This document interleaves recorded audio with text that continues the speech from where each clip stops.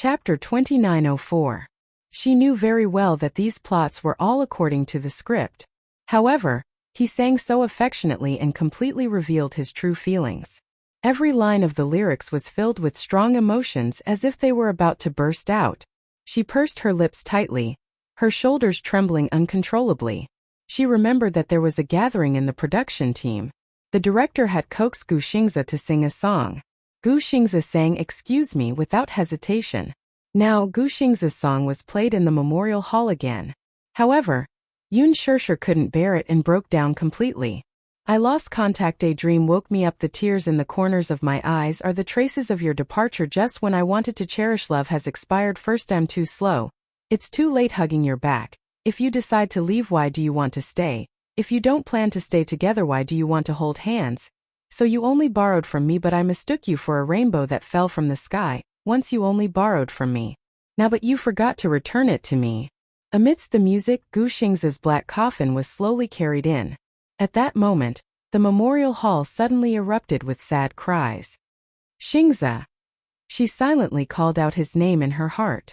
She couldn't see the coffin being placed on the stage, but she could vaguely hear the cries coming from the side. Senior Xingzi! Sob sob sob Xingzi! Many people were calling out his name.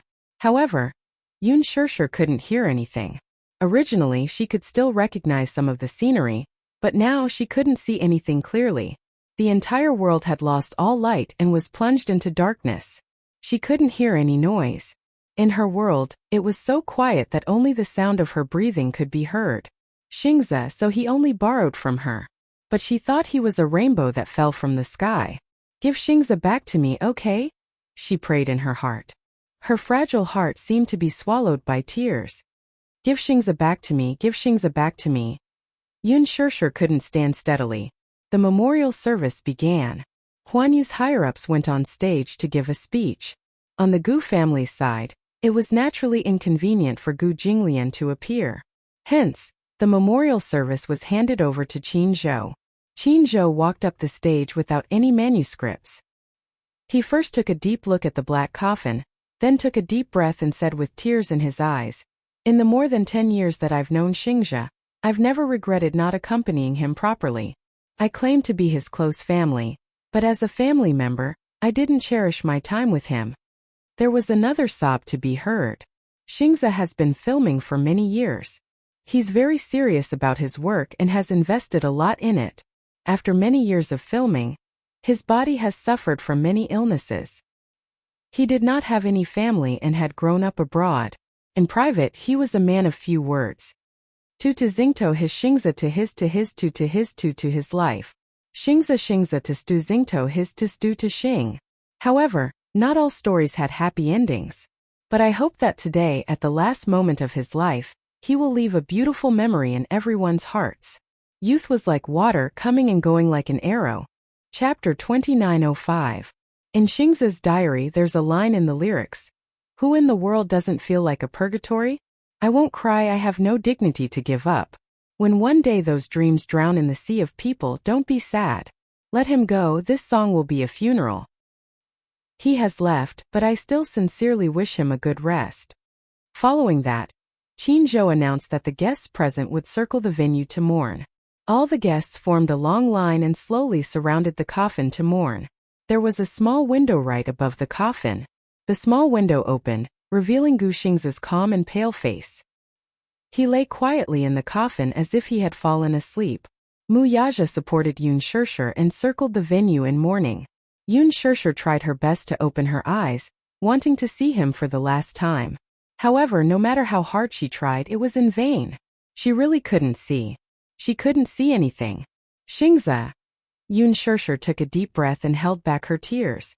Then she said calmly, "Goodbye, Xingzi. I will live on strong." With that, with Mu Yaja's support, she walked to the coffin and gently placed a bouquet of flowers on the coffin. After the memorial service ended, Gu Xingzi's body was pushed to be cremated. Knowing this result and thinking that he was about to turn into a pile of ashes, Yun Shirshir's heart ached so much that she was about to suffocate. Mu Yaja had been by her side from the beginning to the end. Although she didn't shed a single tear, he could tell that she was sad. So sad that she couldn't even shed a tear. He was glad that he was by her side. Otherwise, he was really afraid that she wouldn't be able to get through this. After the cremation ceremony, Qin Zhou saw that Yun Shishir wasn't in a good state of mind, so he instructed Mu Yaja to help her back first. However, when Mu Yaja helped Yun Shishir out of the memorial hall, a group of fans saw Yun Shishir walking out. The fans were crying miserably, especially the music that was playing on the radio. It was extremely tear-inducing. However, when they saw Yun Shishir walk out, they saw that she was still wearing a pair of sunglasses. She clearly did not shed any tears, but she looked like she was walking unsteadily. She even needed someone to support her. Many fans felt that Yun Shishir's performance was extremely hypocritical. Many fans were talking about it. You can't even squeeze out a single tear, and you're still pretending to be exhausted from crying. Isn't that too fake? I saw her wearing sunglasses when she went in. Who would wear sunglasses to a memorial service? I think she just can't shed any tears. She can't even cry. If they didn't attend this memorial service perfunctorily, they were just trying to ride on Xingzhe's popularity. Shameless bitch. She should touch her conscience and think about it. The reason why she's so popular is all because of Xingzhe's popularity. Yun Shishir, you hypocritical liar. Get out of the entertainment industry. Someone suddenly shouted at her. When Yun Shishir heard it, she stopped in her tracks and looked up blankly. Then, an unknown object flew toward her. She couldn't see anything at all, but Mu Yaja's eyesight was sharp. He quickly blocked in front of her. An unknown object smashed into his back. With a thud, the object fell to the ground. Mu Yaja took a closer look. It was a high heel that someone had thrown at him. Mu Yaja's eyes were instantly filled with anger. He suddenly looked up and glanced at the crowd. His voice suddenly turned gloomy. Who threw it? Chapter 2906. The scene suddenly fell into dead silence. Mu Yaja shouted coldly. I'm asking who threw it? The lone high-heeled shoe lay silently on the ground. Yun Shishir immediately grabbed his arm. Forget it. Forget it. Yun Shishir smiled. Today is Xingzhe's funeral. I don't want to make it too ugly. Mu Yaja pursed his lips. Although he was extremely angry since Yun Shishir said so, he did not intend to pursue the matter too much. However, just as he turned around, the fans could no longer hold it in and started to jeer.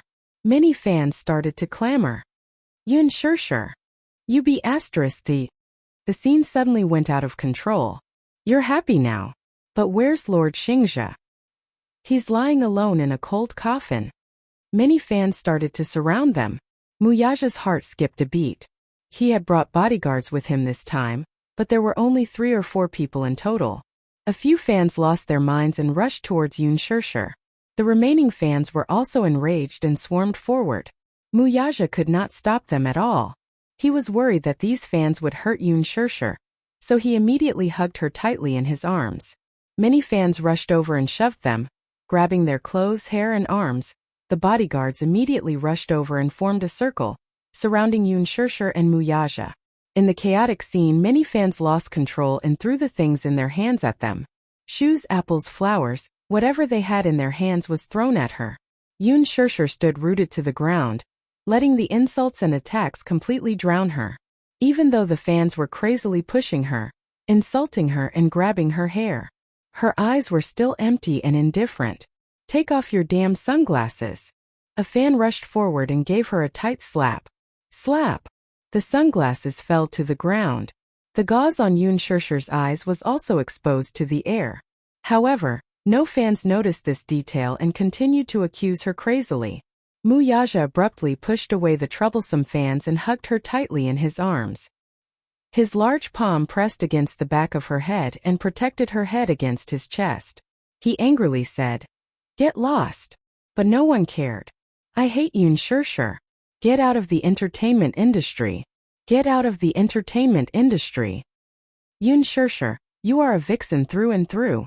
You were the one who seduced Sir Xingzhe, used him to climb up the social ladder, and used his popularity to hype yourself up.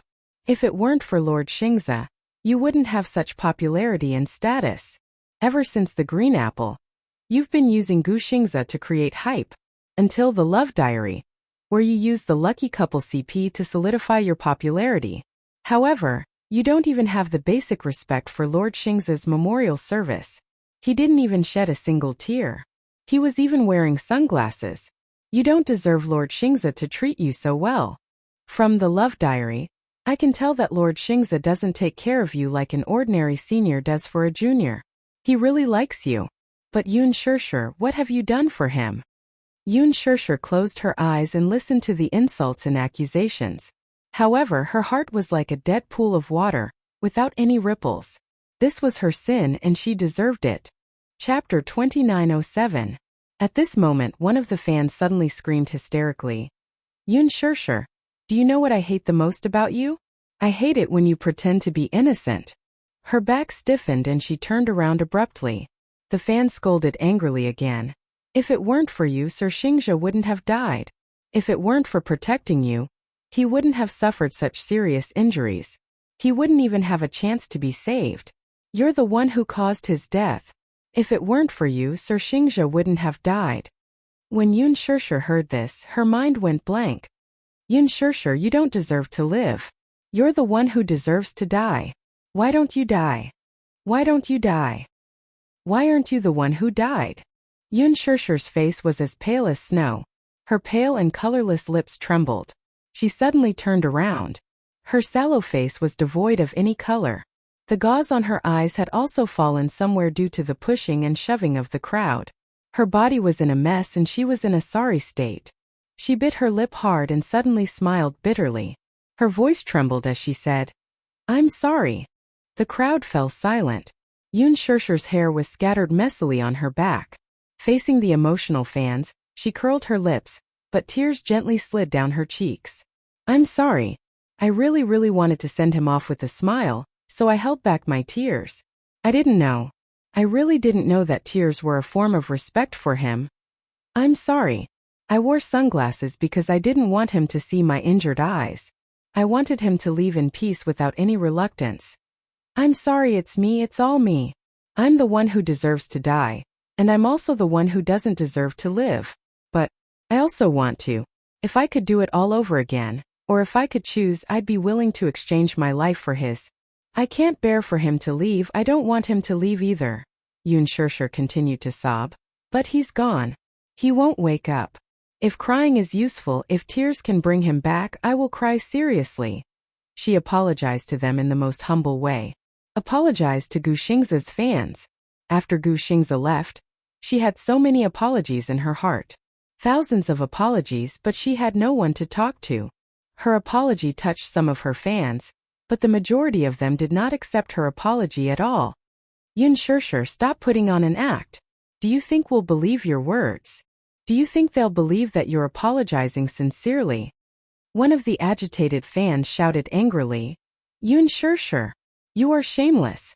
What was the point of saying all this now? I heard that when you were in danger back then, Lord Xingza was seriously injured in order to protect you. He didn't even have the chance to be rescued. If it weren't for you, if it weren't for a jinx like you, Lord Xingza wouldn't have left us. Give Lord Xingza back to us. Hurry up and give Lord Xingza back to us. We won't forgive you. We won't forgive you. Yun Shirshir, die. Die, die. Ah, die for Lord Xingza." Chapter 2908. There were even more crazy fans who rushed towards her, baring their fangs and brandishing their claws as they pounced on her. "Ah! Yun Shirshir, I'm going to kill you." Yun Shirshir was not afraid at all. Even if she was engulfed by this anger, she was fearless. Muyaja looked at her ashen face and knew that she was in such a state. Because of all the humiliation, she must have lost all hope. Hence, she did not even have the basic resistance or excuses. He hugged her, feeling sorry for her. There were fans who kept rushing towards her and attacking her. Muyaja silently bore the attacks for her and protected her in his arms. However, he did not say anything in the end. Based on his strength, these fans were weak and they were all girls. How much strength could they have? They were no match for him at all. However, she felt that she was carrying a heavy burden of sin. She felt that she had let down Gu Xingza's fans. Hence, she wanted to bear with all these injuries as atonement. However, he could not bear for her to bear such a heavy burden of sin. Then he would bear it. He would bear it for her. He would bear all these sins for her. He would atone for her. He would bear all these injuries for her. Countless fists fell on his shoulders, the back of his head, and his back like a violent storm. Muyaja remained silent and clenched his teeth tightly. Yun Shirshir suddenly realized something. She lifted her head and saw his forbearing expression. She grabbed his collar tightly. Don't! Muyaja bit his lips tightly and tried his best to protect her. It was as if he had lost all feeling in his body. At this moment, an unknown object flew towards her from not too far away. Dong! She felt a dull pain and Yun Shirshir was hit on the back of her head. It was only when the object landed on the ground that everyone realized that it was a rock the size of a fist. Yun Shirshir's vision suddenly turned pitch black, and she felt a sharp pain at the back of her head. Following that, sticky blood flowed down along her hair. Muyaja was so shocked that his face turned pale. His heart ached as he hugged Yun Shirshir's shoulders and cupped her face. Shirshir! Everyone was shocked by this sudden scene. Who threw the stone? Some fans came to their senses and looked at each other before looking around. Shirshir! Shirshir! But she couldn't hear anything. Muyaja's anxious voice was drowned out by the noise. She closed her eyes and her face was as pale as a sheet of paper. It was as if she had been consigned to eternal damnation, and she allowed the angry curses to drown her. At the hospital, Yun Shirshir was lying on the hospital bed. The wound caused by the stone had been bandaged. It was not a particularly serious wound, but for some reason, he had been unconscious for a day and a night, and there were still no signs of him waking up. Muyaja stayed by her bedside and watched over her. He had not slept for a day and a night, and he had not taken care of himself. Stubble had appeared on his chin. After Gu Xingzi's memorial service, she had not woken up. Perhaps she did not want to wake up. Faced with this cruel reality, she had subconsciously chosen to sleep. She had not eaten for a day and a night, and her body was weak. She had relied on the nutrient solution to maintain her body's needs. However, this alone was far from enough. She was still pregnant, and the fetus in her womb needed nourishment. It was far from enough to rely on the nutrient solution. Chapter 2909. Gong Jie sat by the window. No one knew how long he had been in this position, but he was like a stone statue. 2 days later, after sleeping for 48 hours, Yun Shirshir finally woke up. However, after waking up, she was like a puppet that did not know how to laugh or cry. She was like a puppet without a soul. She was either sitting at the head of the bed in a daze or lying quietly on the bed. Her empty eyes stared blankly at the ceiling. She didn't eat or drink. She didn't know if she was torturing herself or forcing herself. He brought the bowl of porridge over and sat on the edge of the bed. He scooped up a spoonful and gently fed it to his sister. His throat moved a little as he choked on his sobs. Sis, look at me. Look at me, okay? Have some porridge, even a little bit is good. You haven't eaten for 4 days and 4 nights. Xingzhe is already dead, but he definitely didn't want to see you in such a dispirited state. Big sister, wake up, okay? Don't be like this anymore. I want you to be well, I want you to be well. No matter how he comforted her, no matter how he coaxed her, Yun Shirshir always looked out of the window motionlessly. Her body seemed to be frozen, and her eyes were dim without any luster. She didn't know what she was looking at. Outside the window there was only a clear sky and white clouds. However, in the ward it was cold, dark, and devoid of any light. The sunlight was so bright that it shone into the windowsill, but it couldn't shine into her heart.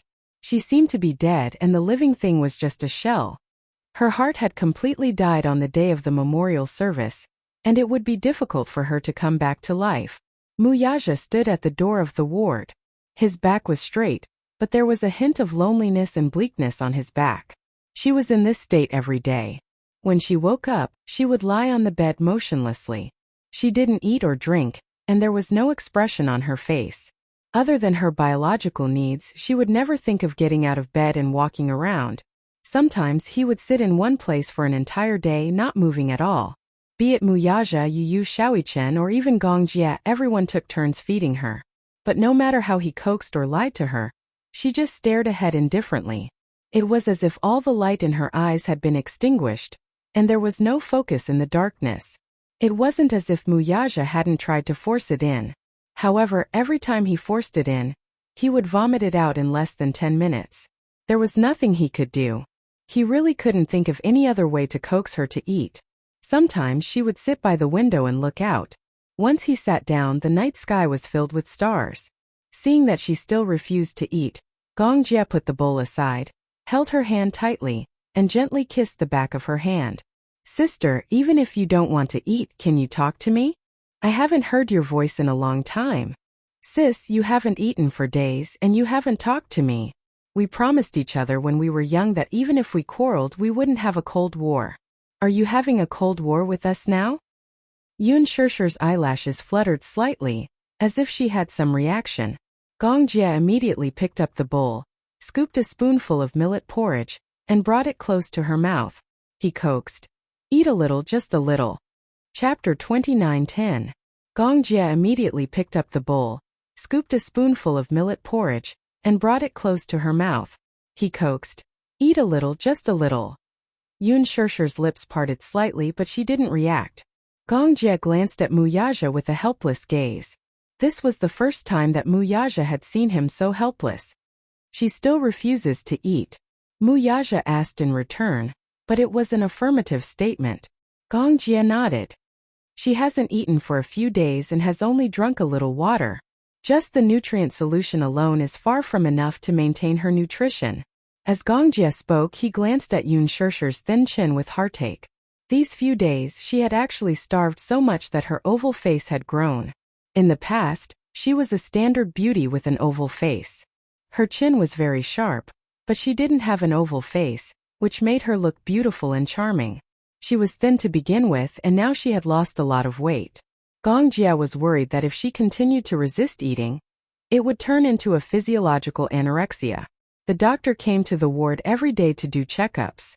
She hadn't eaten for a few days, so the doctor said worriedly that if she continued to resist eating for a long time, the most serious consequence would be a physiological anorexia.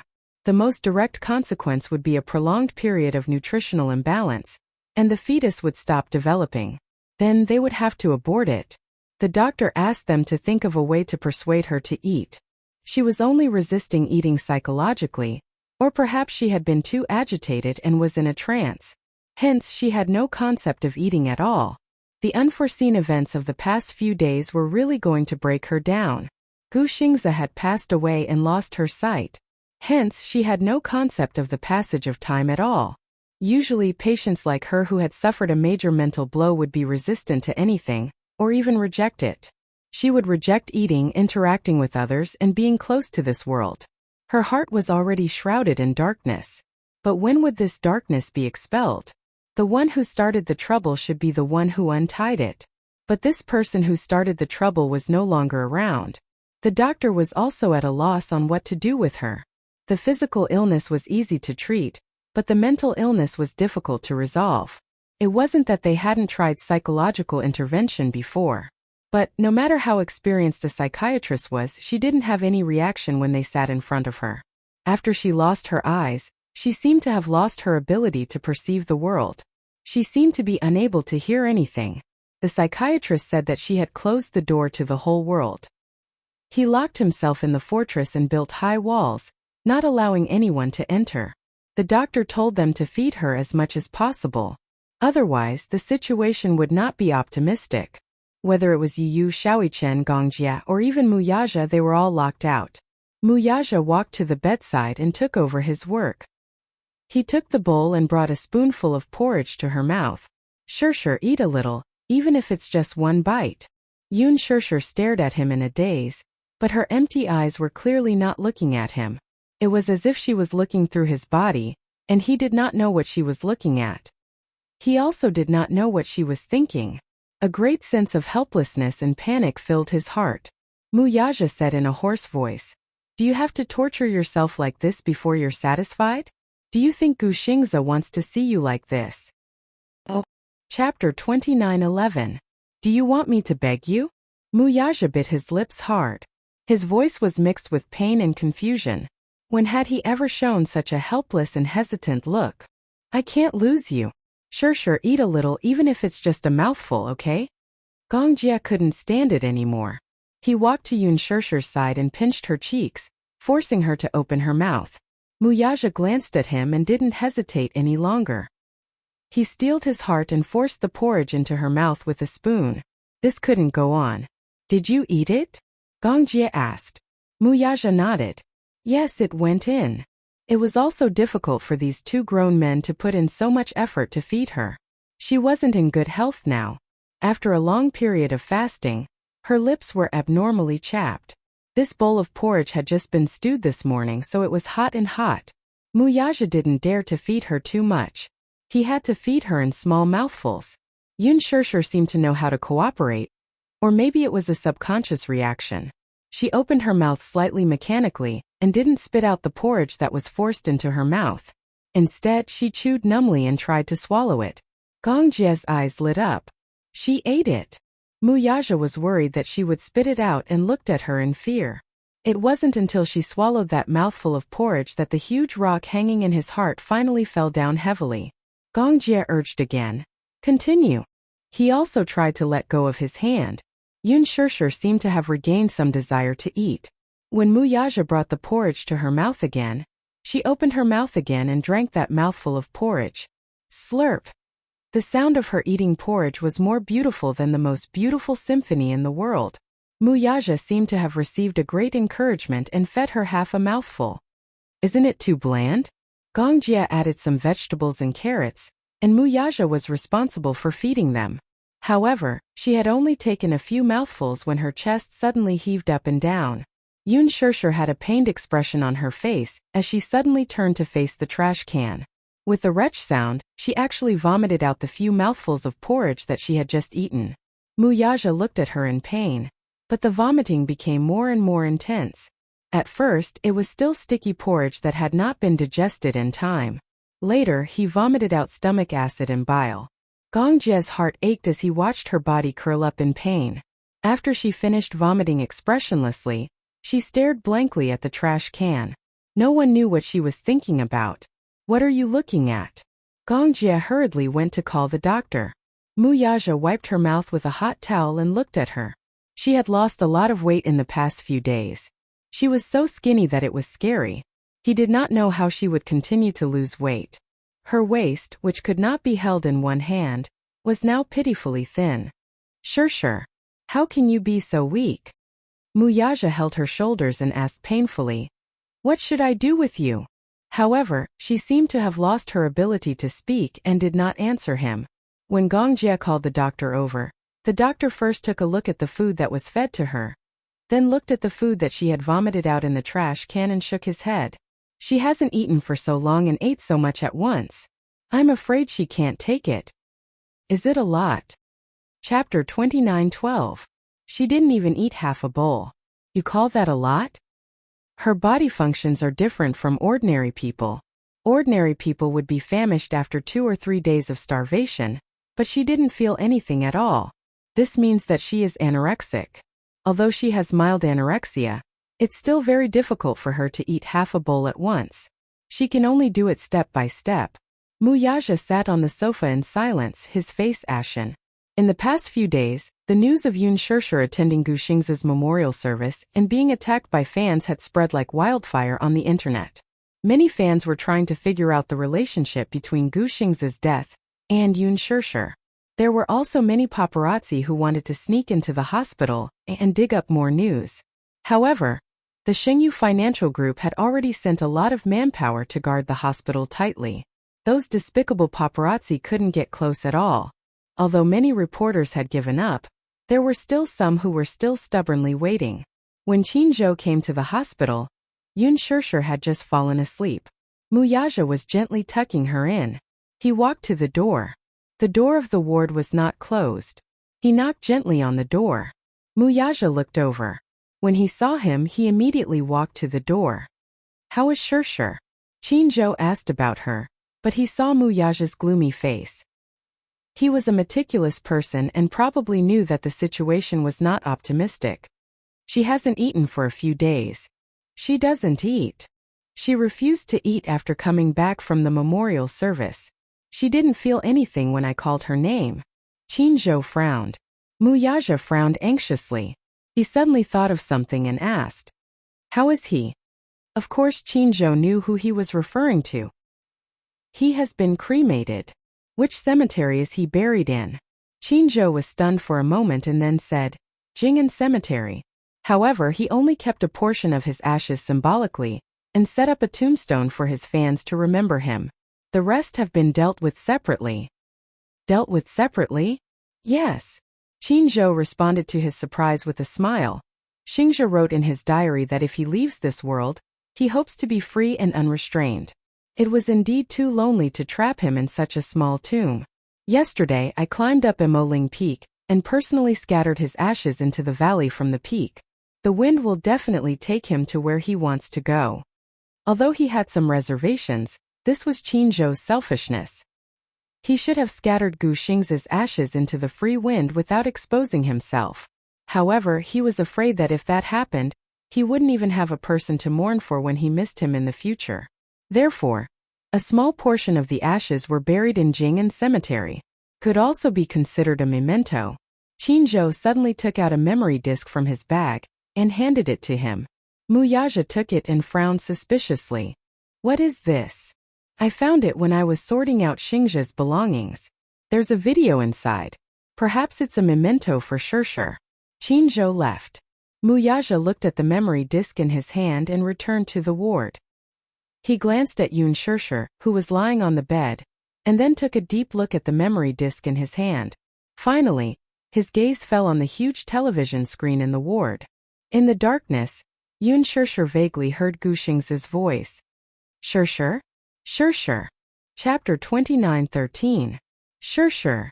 She did not sleep well. Gu Xing's voice kept echoing in her ears like a gentle murmur.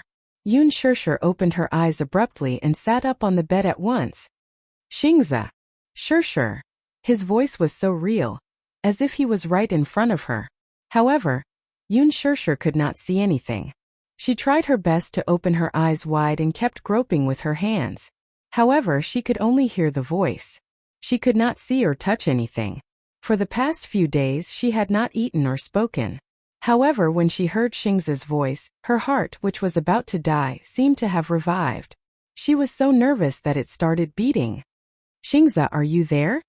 Yun Shirshir was in a daze, but there was only one thought in her mind. Xingze. Xingze was beside her. She heard his usual gentle voice. She heard it. "Xingze." "Shirshir," he seemed to be smiling gently as he called her name. Yun Shirshir turned over and got out of bed. She could not see anything.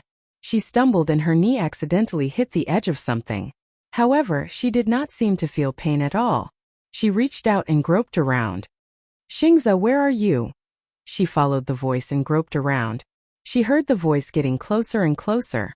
She groped forward, but her fingertips suddenly touched the cold screen.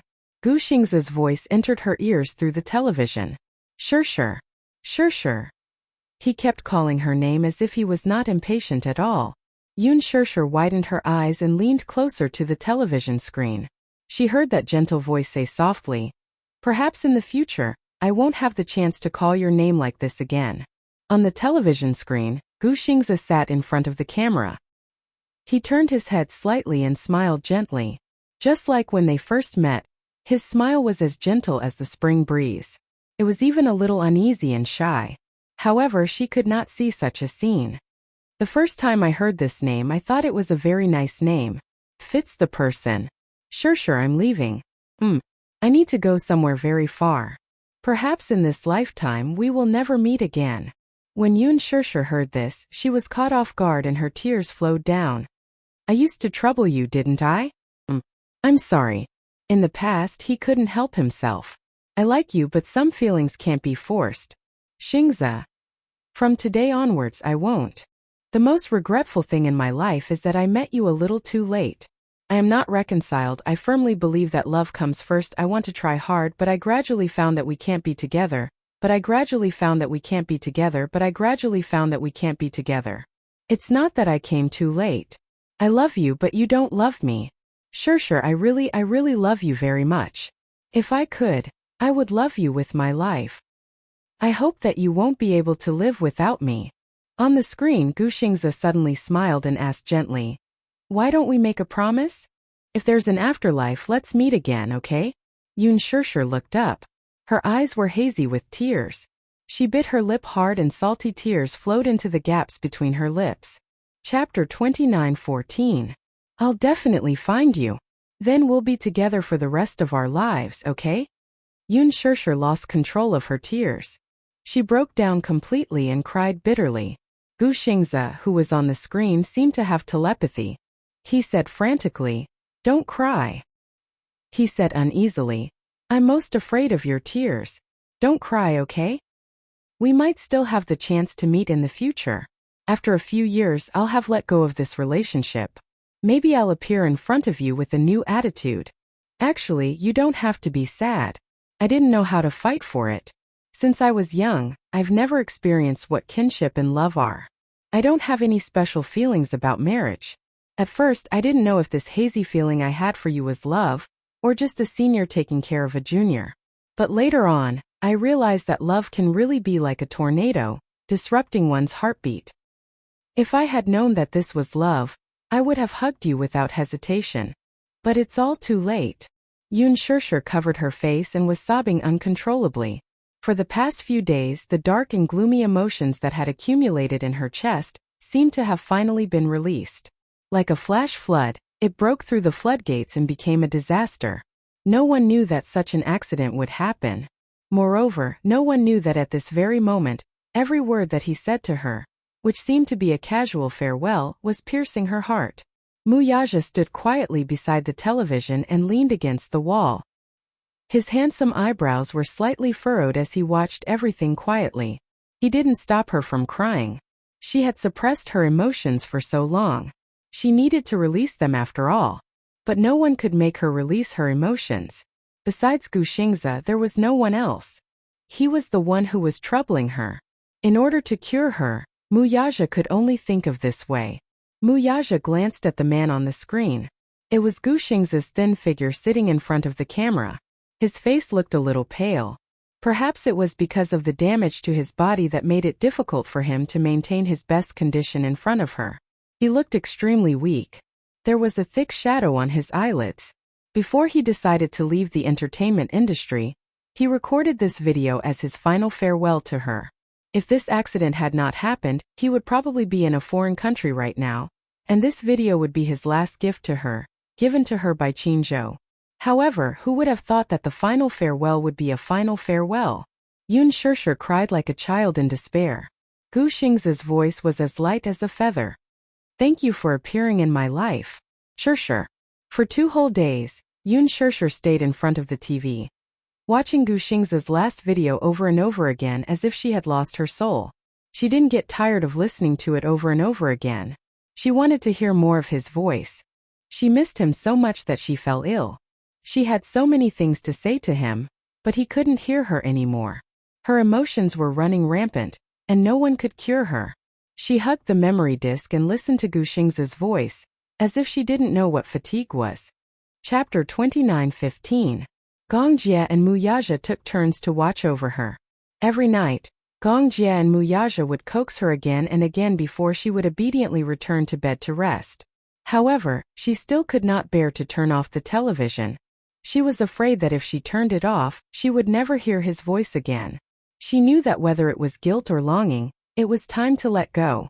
He was gone and no longer existed. These videos were also fake. They didn't exist. Gu Xingze was no longer there. However, every time she woke up and heard his voice, she would feel at ease. Everything seemed to have been bewitched. She still refused to eat. She would only occasionally drink some water and eat some fruits, even if it was just a little. Compared to her previous zombie-like state, everyone felt gratified and satisfied. At least she was willing to try to eat. However, Yu was extremely worried. How long would this mental state last? Xiao Shui also came to the hospital to visit her once. Gong Jie did not let her in to disturb her, so she could only stand at the door and watch her from afar. Yun Shirshir's mental state was not good. Therefore, not many people knew that she was hospitalized. Muyaja protected her very well. He did not let anyone disturb her, nor did he let anyone disturb her recuperation. Xiao Shui was her best friend. When she heard the news, she insisted on coming over to take a look. However, when she stood at the door and saw her in a daze in front of the television from afar, her heart ached so much that tears streamed down her face. How did she become like this? Xiao Shui was extremely heartbroken. Has she been refusing to eat? Yu nodded painfully. Mommy has been refusing to eat. She can only rely on the nutrient solution to maintain her energy. Xiao Shui gritted her teeth. She was extremely upset. Gong Jie stood at the balcony, feeling extremely depressed. He turned around and glanced at Yun Shirshir. He sighed heavily. Looking at her haggard appearance, Gong Jie's heart was about to bleed. At this moment, the doctor suddenly came into the ward. When Mu Yaja saw him, he stood up and walked towards him. What's the situation? Mr. Mu, why don't you take your wife for a detailed prenatal checkup? His sudden words reminded Mu Yaja that it was time for a prenatal checkup. He returned to the ward, held Yun Shirshir's shoulder, and asked gently, Shirshir, I'll take you for a checkup, okay? It's been so long. I wonder how the little fellow is doing. The doctor said that we have to do regular checkups. Yun Shirshir nodded in confusion. The nurse pushed the wheelchair over. Mu Yaja carried her onto the wheelchair and pushed her to do a checkup. After half a day, all kinds of examinations were done. Mu Yaja pushed Yun Shirshir to the doctor's office. The doctor was looking at the ultrasound report. At 9 weeks of pregnancy, the fetus has grown to 2.15 centimeters. The head of the fetus is larger than the body of the fetus, and the various parts are clearer. The head has begun to calcify, and the placenta has begun to develop. The ultrasound shows that the fetal sac almost fills the uterine cavity. The outline of the fetus is clearer, and the placenta is beginning to appear. After the doctor finished speaking, he said, Sai, this is really troublesome. If she refuses to eat for a long time, it might affect the development of the fetus. Mu Yaja's heart skipped a beat. What do you mean? Chapter 29:16. Yun Shirshir's eyes, which were initially emotionless, flickered a little when she heard this. Her eyes finally regained some focus. How's the little guy now? The little guy is very strong and there's nothing unusual. However, if this goes on, it will definitely have many adverse effects on her body and the child. The doctor paused for a moment and said, even if the child survives in the mother's body, its innate resistance will be weaker after birth. If the mother's mood changes drastically during pregnancy, it will easily cause the child's personality to become sensitive. But I'm worried that if this goes on, the fetus will stop developing and might even have a miscarriage. Miscarriage? Mu Yaja's expression was tense. Isn't there a nutrient solution? This doesn't constitute sufficient nutrition at all.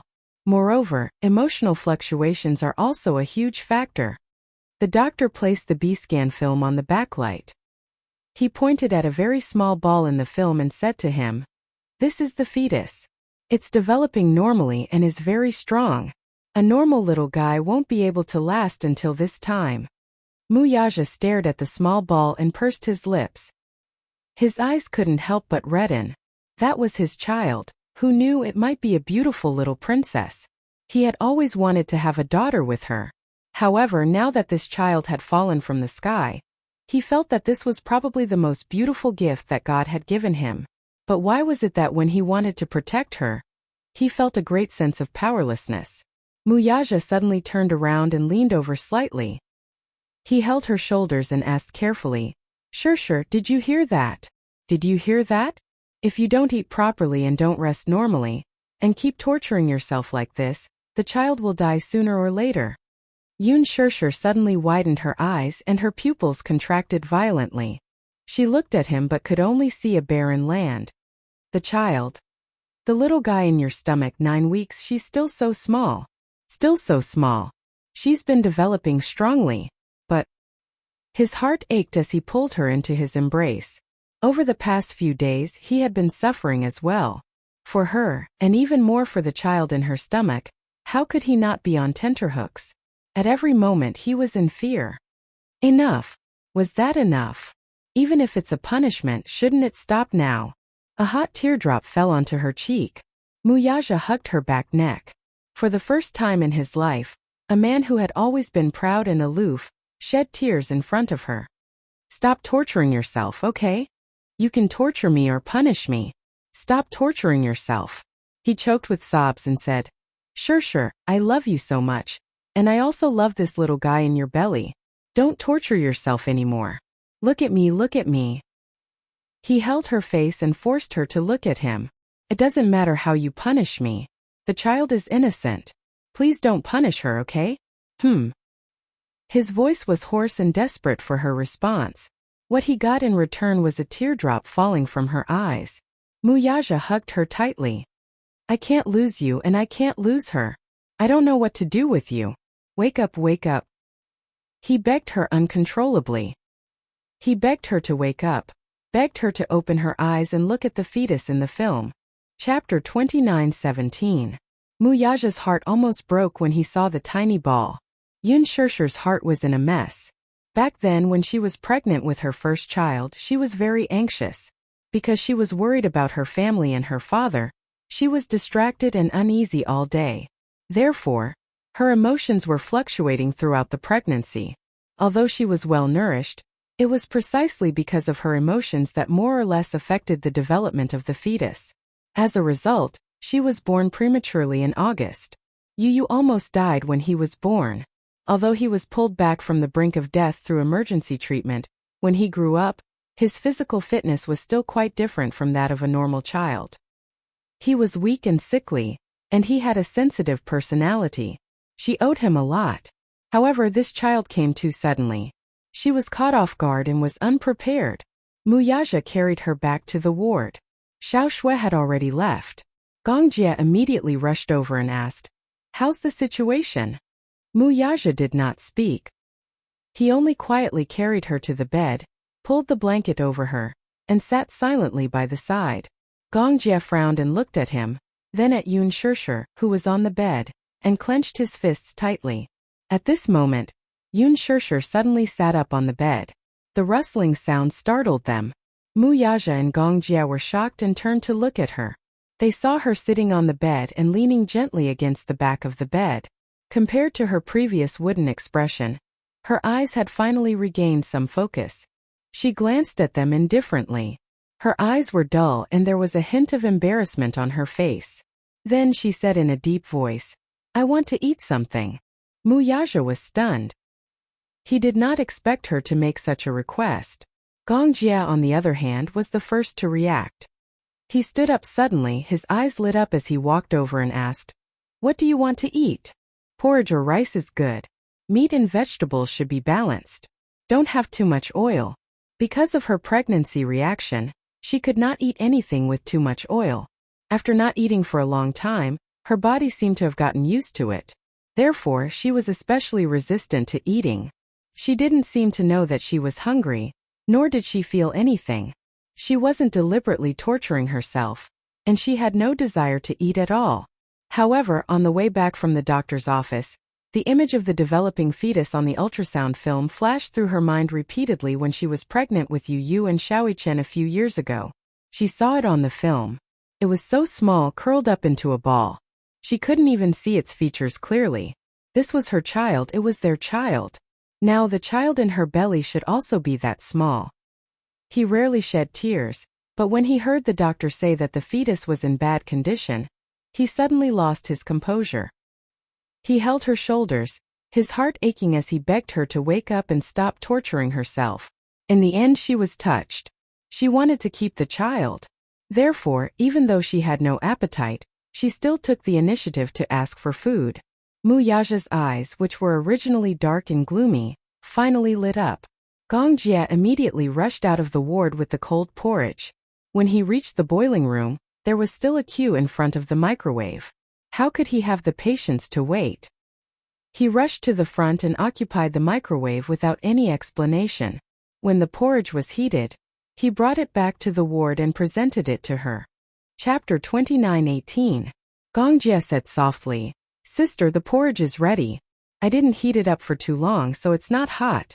You can eat it directly. Yun Shishir reacted. Her hands fumbled around until she found the bowl of porridge. She held it gently. Wuxia immediately reached out to take the bowl of porridge from her hands, wanting to feed her. I'll feed you, okay? I'll feed you. Yun Shirshir immediately came back to her senses and said quietly, It's okay. I can drink it myself. Mu Yaja frowned. Your eyes aren't very good. Yun Shirshir smiled slightly and immediately said, I'm not as weak as you think. I just can't see clearly. I can still recognize things that are closer to me. With that said, she held the bowl with one hand and the spoon with the other. She scooped up a mouthful of porridge and brought it to her mouth. She blew on it gently before taking a bite. It wasn't hot, but it was very warm. However, she didn't have much of an appetite. In fact, she was still repulsed by food. But at the thought of the child in her stomach, she resisted the discomfort and took another big bite. Mu Yaja and Gong Jie looked at her nervously and asked cautiously, Is there anything else you want to eat? Yun Shirshir opened her eyes blankly. Hearing this, she shook her head and said, I don't have anything in particular that I want to eat. She only ate because she wanted to protect the baby. She had listened to everything the doctor said. If she didn't eat, she was worried that it would affect the baby in her stomach. Especially when the doctor said that if she continued like this, it would definitely affect the development of the baby in her stomach. Then it might stop developing and become a stillborn. In the end, she could only have an artificial abortion. Her current bodily functions were being supplemented by sacrificing her mother's own nutrients. If this went on, it would be difficult for her child to survive. Hearing this, her heart seemed to clench fiercely in an instant.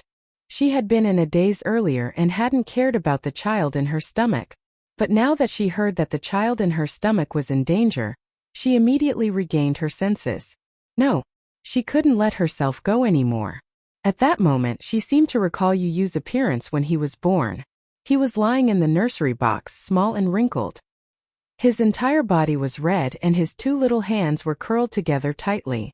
For the first time in this world, this little guy seemed to be very nervous. He only knew how to open his little mouth and cry.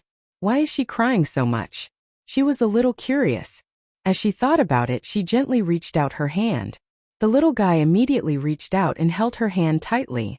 His strength was not great, but his grip was very tight. Perhaps it was due to telepathy, but the little fellow's eyes were tightly shut. He was originally crying nonstop, but the moment he held her hand, he actually stopped crying. Why is it so small? Yun Shirshir looked at it carefully with tears in her eyes. It was said that when he was born, he was less than 2,500 grams. It was simply too small. At that time, tears fell from her eyes. She sighed silently in her heart. The most miraculous thing in this world was becoming a mother for the first time. She couldn't imagine how this little guy came out of her stomach. She also didn't know how these two little guys got along in her stomach for the past 8 months. Didn't they fight? Chapter 29:19. At that time, she was immediately amused by her own conjecture. As she laughed, tears fell uncontrollably from her eyes. The nurse said that it was really not easy to save the child. God knew that if she had not taken a second look at him, she would have missed the chance to save him. That one look gave the mother and son a chance to be reunited. What exactly was motherhood? It was when she saw this little guy that she wanted to give everything she had. She could not wait to present the most beautiful thing in the world to him. She was grateful for God's blessing and thus named him Yun Tianyu. God bless, God bless. God bless. Returning to her senses from her thoughts, Yun Shirshir gently wiped away the tears at the corner of her eyes. She gritted her teeth and drank a mouthful of porridge. It was dull and tasteless. It was like chewing wax. She even had an inexplicable feeling of nausea. Mu Yaja prepared some side dishes for her. He gently said, Take your time, don't eat so quickly. You haven't eaten for so long. If you eat too quickly, it will hurt your stomach. Okay. Yun Shirshir lowered her head as she ate the porridge. Her other hand was tightly clenched. I'm sorry. She swallowed the food in her mouth and mumbled softly. Previously, I made you guys worry. From now on, I'll eat properly. Mu Yaja was stunned. His lips could not help but curve into a gratified smile. Gong Jie looked at her with great relief. His tightly clenched heart finally relaxed slightly. Yun Shirshir suddenly smiled and choked out. I'll be fine. Motherhood was really a magical thing. Yun Shirshir began to eat properly and sleep well. At night, she went to bed very early. In the morning, she would even leave the ward to take a walk in the hospital's back garden, accompanied by Wuxia and Jia. It had been too long since she left the bed to walk properly. The doctor said that lying in bed for a long time was not a good thing for the fetus. She also needed to move around properly. Every morning before going to work, Wuxia would accompany her for a half-hour stroll. After that, he would settle her down and watch her finish her breakfast before going to the company with peace of mind. Every afternoon, he would try his best to arrange everything. At 3 o'clock, he would get off work early and come to the hospital to accompany her. Jia, on the other hand, pushed aside all the matters in his hands and handed them over to others to handle. He stayed by her side to accompany her.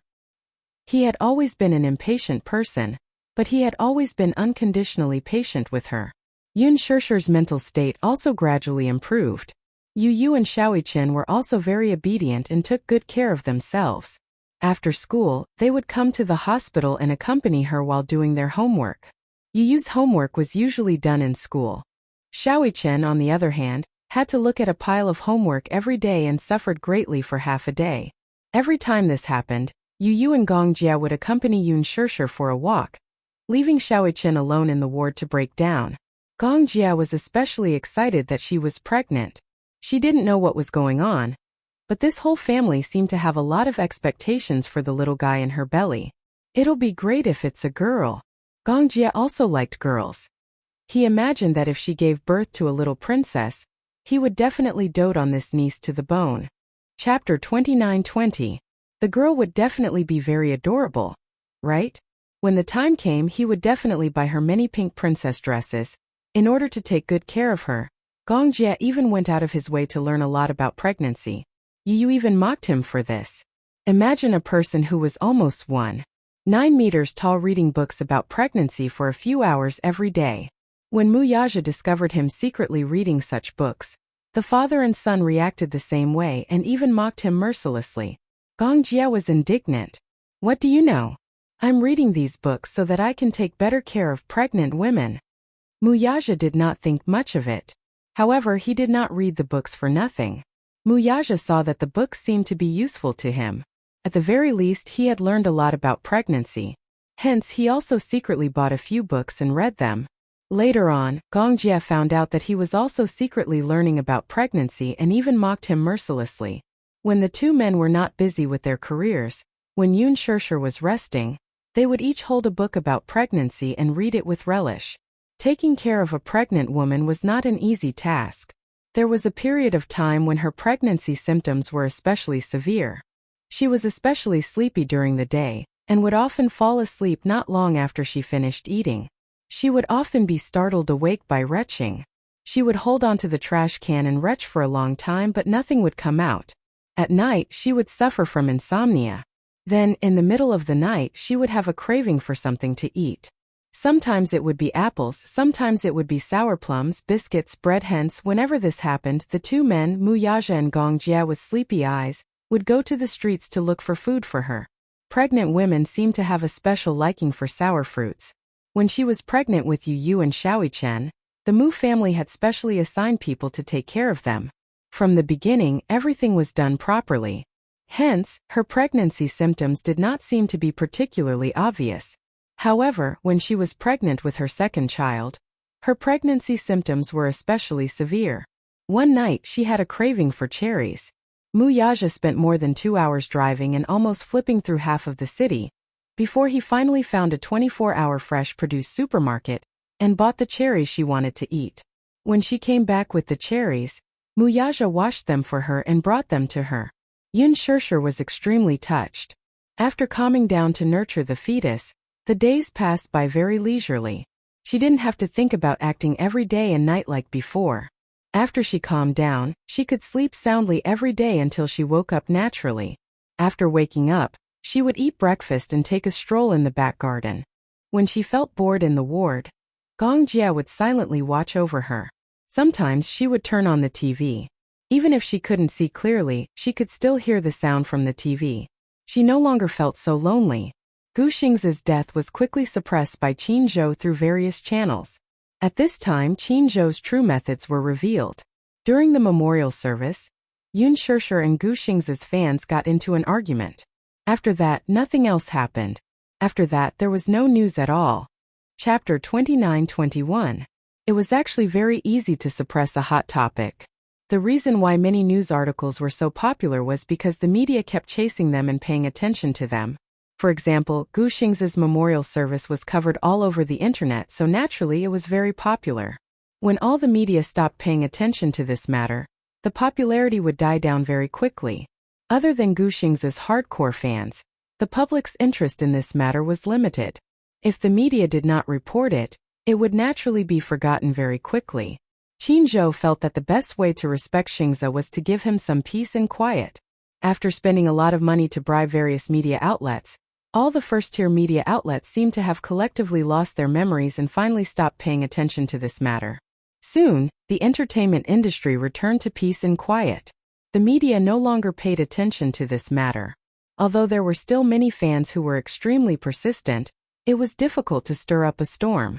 On the internet, the popularity of Gu Xingze continued to fade. On the television, all the programs and advertisements related to him were immediately taken down. During this period, Extreme Youth was also ordered to stop promoting. Qin Zhou hoped that the public would forget about Gu Xing's death as soon as possible, so as to minimize the harm to others, especially Yoon Shirshir. Almost everyone thought that Gu Xing's death was related to her. Even Yoon Shirshir herself thought that she was the culprit behind Gu Xing's death.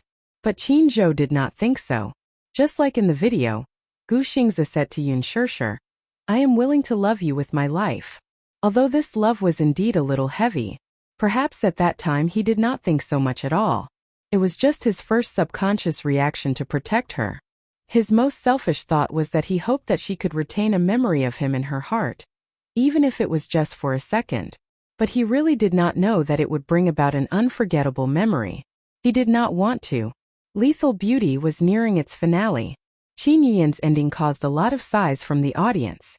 The role of Qin Yuyan was perfectly interpreted by Yoon Shirshir.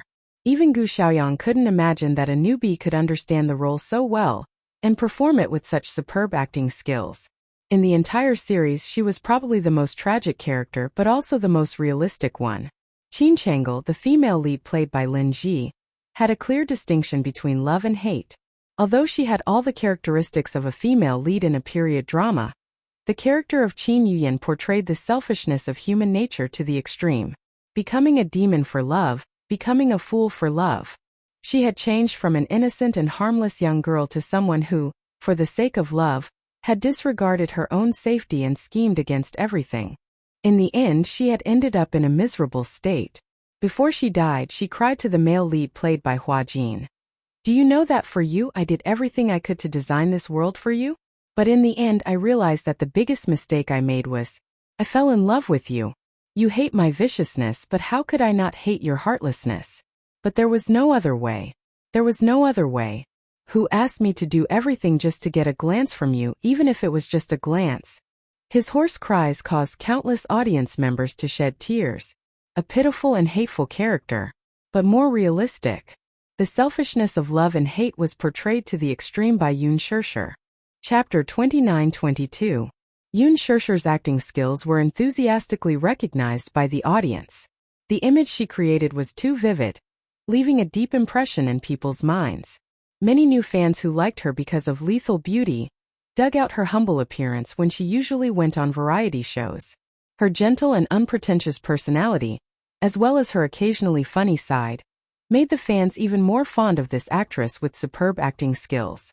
Hua Jin had flown to Paris because he needed to take a fashion photo shoot. When he returned, he immediately rushed to the hospital to visit. He rejected some of the less important jobs and stayed at the hospital to watch over her when he was free. Soon the doctor also came up with a few plans. Mu Yaja and Yoon Shirshir came from the hospital to protect the fetus, so the doctor came up with two plans for her. One is to do a cornea transplant first. Recently there was a cornea donor from Guang City. It was the cornea of a 22-year-old girl. However, if you do the surgery during pregnancy, you will have to bear a lot of risk. However, we will have stricter control of the drugs. However, we can't completely rule out any adverse effects on the fetus. However, there's a risk. Mu Yaja and Yun Shirshir looked at each other. The doctor looked at their expressions and knew that they could not accept this plan. Thus he said, "The second plan is to give up on this donor and wait until after the delivery. After the birth, when the vitality is restored, we can look for a suitable donor. However, this cycle is very long. With the continuous deterioration of her eyesight, it might cause a lot of trouble in her life. After all, if a person who had always been healthy lost their eyesight overnight, their life would be bound and it would be difficult for them to return to the normal track. And a cornea donor was something that could only be found by chance. It was luck and opportunity to meet one. If they missed it, they might have to wait for a few more years. In these few years there would be too many variables." Mu Yaja frowned and said worriedly, "We were going to hold a wedding. Will this situation affect the wedding?" The doctor said sincerely, "My suggestion is not to rush to hold the wedding." When Yun Shirshir heard this, her expression suddenly became a little lonely. The wedding that she had been looking forward to was going to be delayed indefinitely because of this matter. She pursed her lips in grievance, looking extremely lonely. After returning from the doctor's office, she had been leaning against the bed with a gloomy expression. Their expectations for the wedding were suddenly crushed by the cruel reality and nothing was left. Gongjie saw that she was a little unhappy the moment she came back, so he looked at Mu Yaja suspiciously. "What happened? The wedding may have to be postponed," Mu Yaja said as he walked to the bed and sat down. He looked at her and asked, "Are you unhappy?" Yun Shirshir shook her head. "No." However, even though he said that he didn't, the loneliness in his eyes was so obvious that it was about to burst out. "You're saying that you don't, but it's obvious that you're sulking." Mu Yaja suddenly reached out and pulled her into his embrace. He rested his chin on her forehead and said gently, "Don't be afraid. I'll definitely give you the wedding I owe you." Yun Shirshir was slightly stunned. Chapter 29-23. You may say that you don't, but it's obvious that you're sulking. Mu Yaja suddenly reached out and pulled her into his embrace. He gently rested his chin on her forehead and said gently, "Don't be afraid. I'll definitely give you the wedding I owe you." Yun Shirshir was slightly stunned. Ever since she got pregnant and stayed in the hospital, her pregnancy symptoms slowly followed. Even the anxiety and emotional changes that were unique to pregnant women were reflected in her body. How terrifying was it for a normal person to be blind?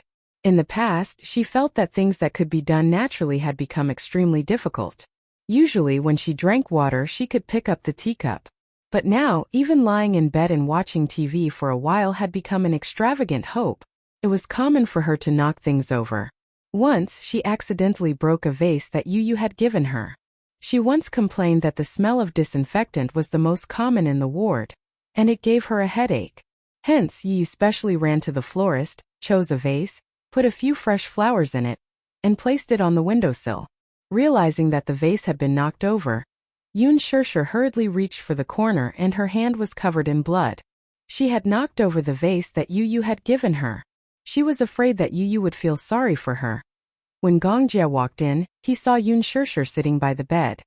Her hospital gown was stained with blood, and she looked a little disheveled. He rushed over and grabbed her hand. "Why is there so much blood?" "Xiaojia, I just wanted to go to the washroom," she said in frustration. "I was groping along the wall and accidentally broke the vase. What should I do? I don't even seem to be able to do the most basic things." Gongjie laughed and said, "Didn't I send a nurse for you? She went to eat. Didn't you ring the bell? I wanted to try and see if I could do it myself. After all, I'm not used to having someone accompany me to the washroom." She could not even take care of herself. Lying in bed every day, she had no choice but to ask for help even if she needed to solve her physiological needs. He couldn't see. His vision was close to blindness. Everything in front of him was foggy. She was uneasy about the future. When she thought about how she wouldn't even be able to see her own flesh and blood on the day she gave birth, she felt regret and heartache. As a result, he became extremely anxious and even lost his temper for no reason. Fortunately, Mu Yaja and Gongjie were unconditionally tolerant of her anxious temper. Even if she was angry, anxious, or even crying because of a trivial matter, Mu Yaja could still patiently comfort her until she calmed down. Gongjie replied, "It's only temporary that you can't see. Right now, it's mainly for the little guy in your belly. The doctor said that it's too risky to perform the surgery now. We're not willing to take the risk. I understand. There will be more opportunities in the future. What if there's no such opportunity? Gong Jie replied immediately. That's impossible. There is no such assumption. Sister, don't let your imagination run wild. You're just too idle every day. With nothing to do, it's easy for your imagination to run wild. Actually, it's not as bad as you think. I understand. Yun Shirshir immediately said. Don't worry, I won't let my imagination run wild and make you guys worry. Chapter 29-24. There were many people in the hospital, and the ward was always dark, so it was difficult to get real peace and quiet. Hence, he discussed with the doctor and brought her back to Yunshan Shuri to recuperate. Yunshan Shuri was an excellent place with good feng shui, and was very conducive to recuperation. It was originally built as a resort. After Yun Shirshir was brought back to Yunshan Shuri, Gong Jie was finally relieved and decided to return to Hurricane. He had a lot of work on hand that was waiting for him to rush back to deal with. He was worried that his father would become suspicious if he stayed any longer. Gong Jie did not say much goodbye and took a private jet back to Hurricane's headquarters. Yun Shirshir began to recuperate.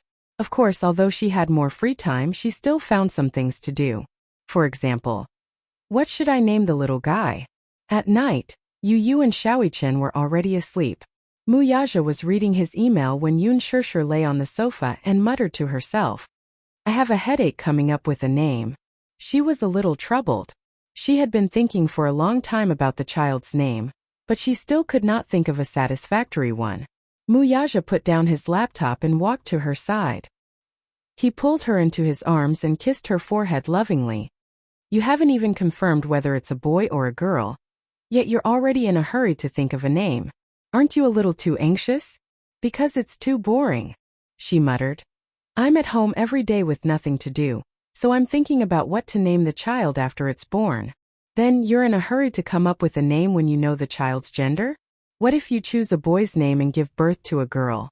Then, I'll think of a boy and a girl's name together. Muyaja laughed but went along with her and asked, Then do you want a girl or a boy? Yun Shirshir laughed and said, It's not like I can give birth to a boy just because I want a girl or a boy. This is something that can't be decided. Then do you like a girl or a boy? I like both, Yun Shirshir said and asked him. What about you? I hope to have a little princess. Muyaja was famous for being fond of daughters. Men had no resistance against daughters. It was said that daughters were the lovers of their fathers in their previous lives. These words were not false at all. Muyaja wholeheartedly hoped that he could have a little princess. He would definitely be overjoyed. By the way, I've always been curious about the meaning behind the name Xiaoyichen. Yun Shirshir was a little curious. It couldn't have been randomly chosen, right? The name she gave you was meaningful. She was thankful to the heavens for saving her life despite having a near-death experience when she was born. Hence, she was named Yun Tianyu. Muyaja explained. The word means light. Chun was ranked 5th in the earthly branch and was a dragon. Put together, it means a handsome and beautiful person, rational and full of wisdom, a life of elegance, auspiciousness, success, and honor. Yun Shirshir was stunned when she heard that. She smiled and teased. Are you really majoring in finance? You seem to know a lot about these things. I did my homework when I came up with a name. You came up with this name. She was a little surprised. Yes, Grandpa wanted to come up with it himself, but I wasn't satisfied. Then, what should I name the little guy in my stomach?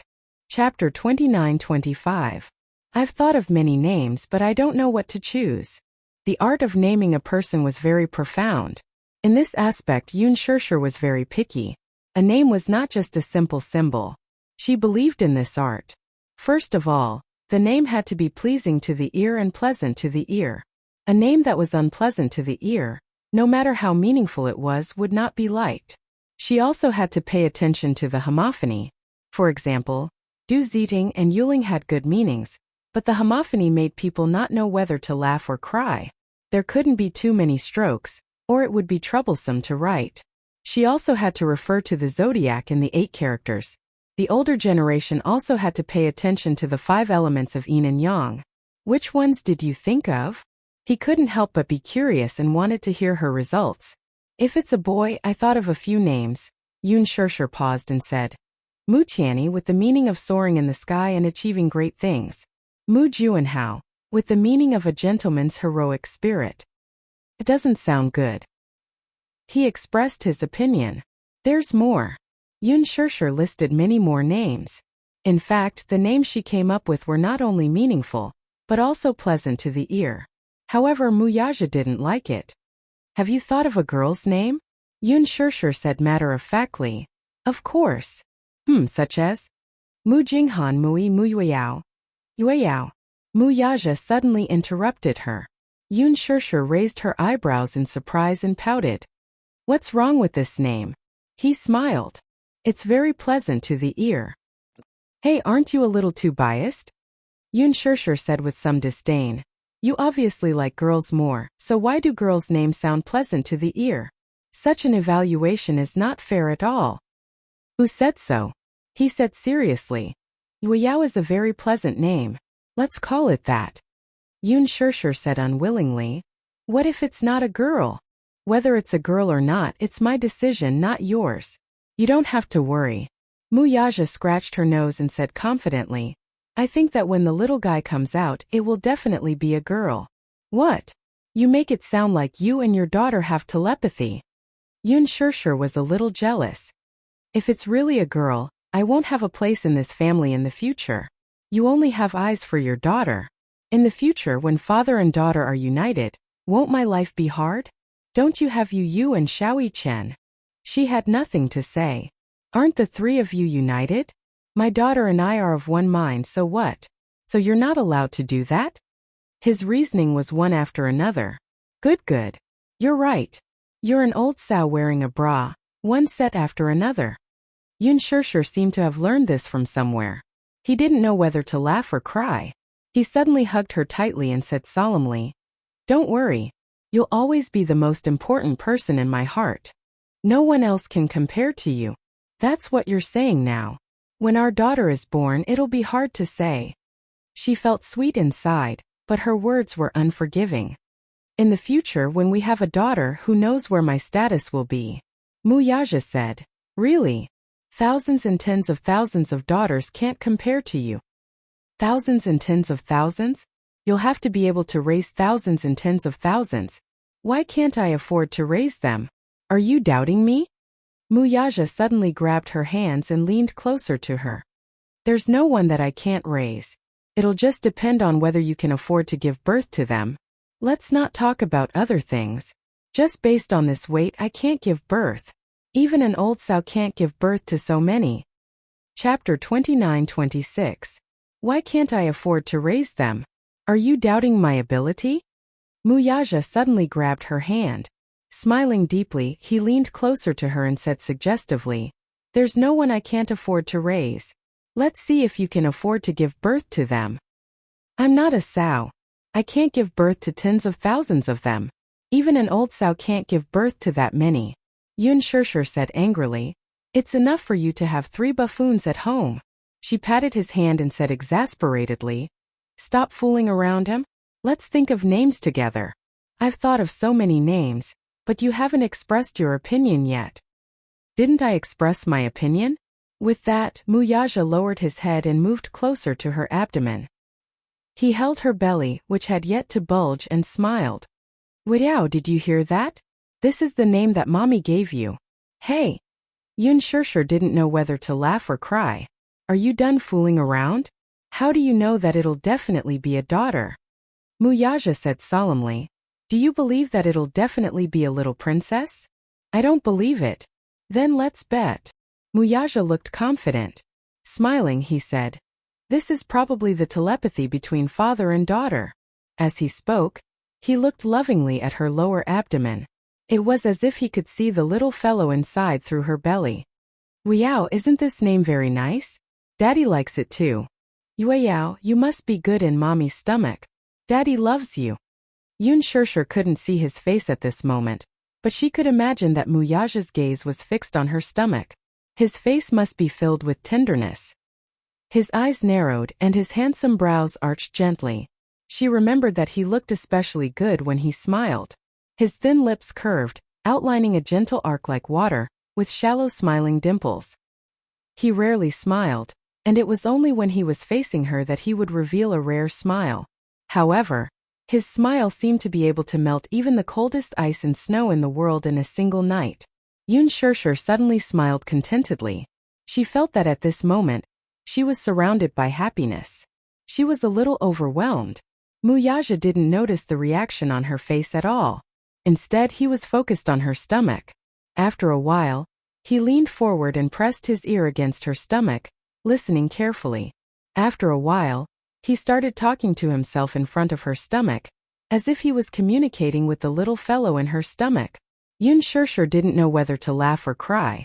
She held back her laughter and didn't want to disturb him. Muyaja suddenly raised his head and asked quizzically, "Can she hear what I said? Are you stupid?" Yun Shirshir couldn't help but say, "It's useless to listen to it now. At this time there's no fetal movement." "Oh, is that so?" He furrowed his brows, looking disappointed. "I thought she could hear me in her stomach." "She can't hear you. The child can't even understand what people are saying, let alone a fetus that hasn't developed yet." Muyaja caressed her lower abdomen lovingly with a contented smile on his lips. His gaze never left her lower abdomen, as if there was a rare treasure hidden there. Wasn't it a rare treasure? He had even named it. He said gently, "Yueyao, you must be good and don't be naughty. Develop well and grow well. Daddy will wait for you." Chapter 29-27. Pft. Yun Shirshir covered her mouth and snickered. "I already said that she can't hear you now.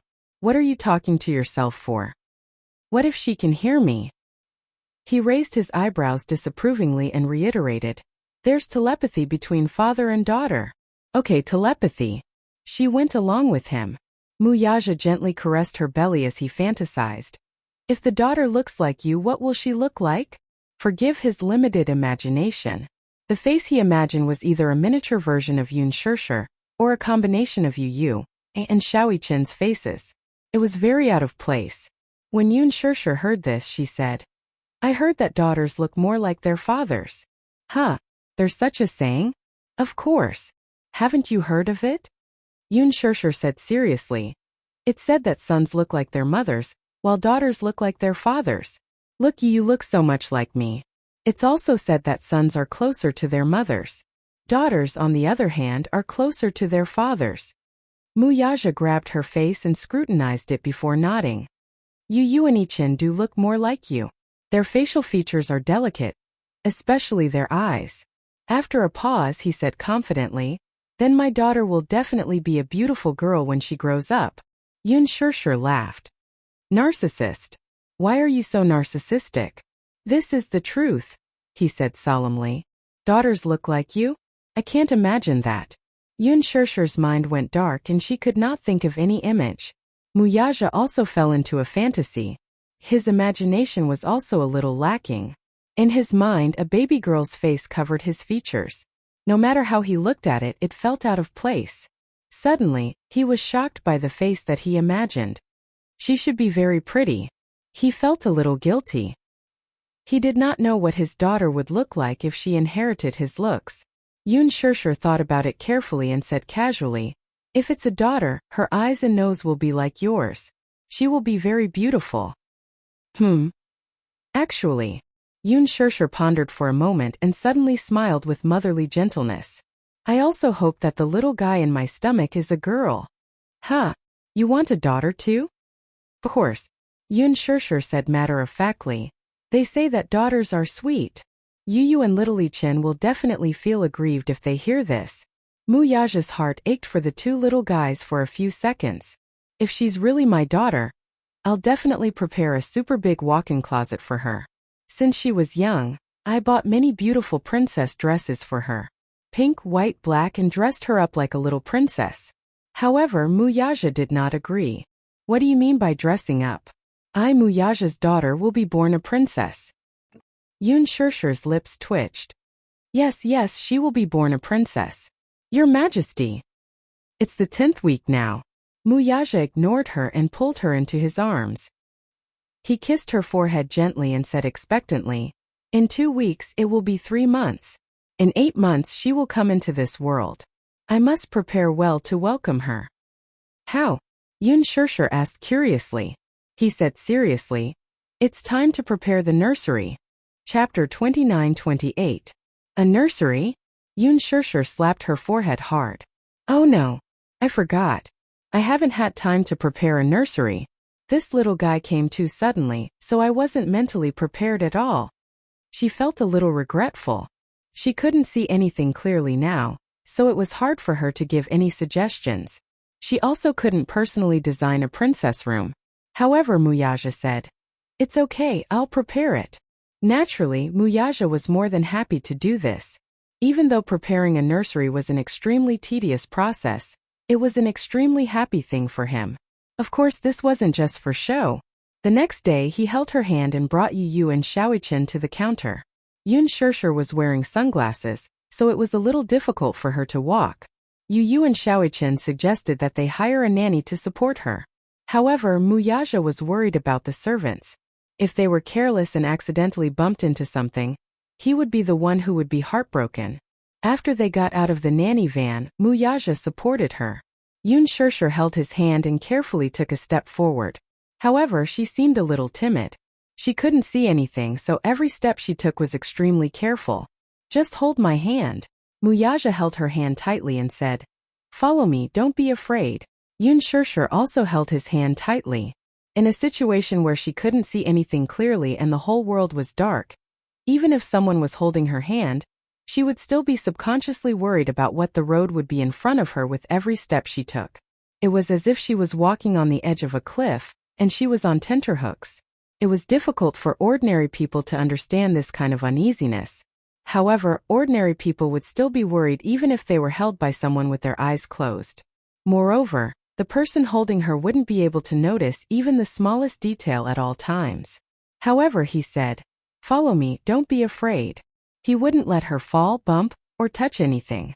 Yun Shirshir trusted him wholeheartedly, so she held his hand and followed his footsteps. Muyaja held her hand and led her to the baby and baby counter.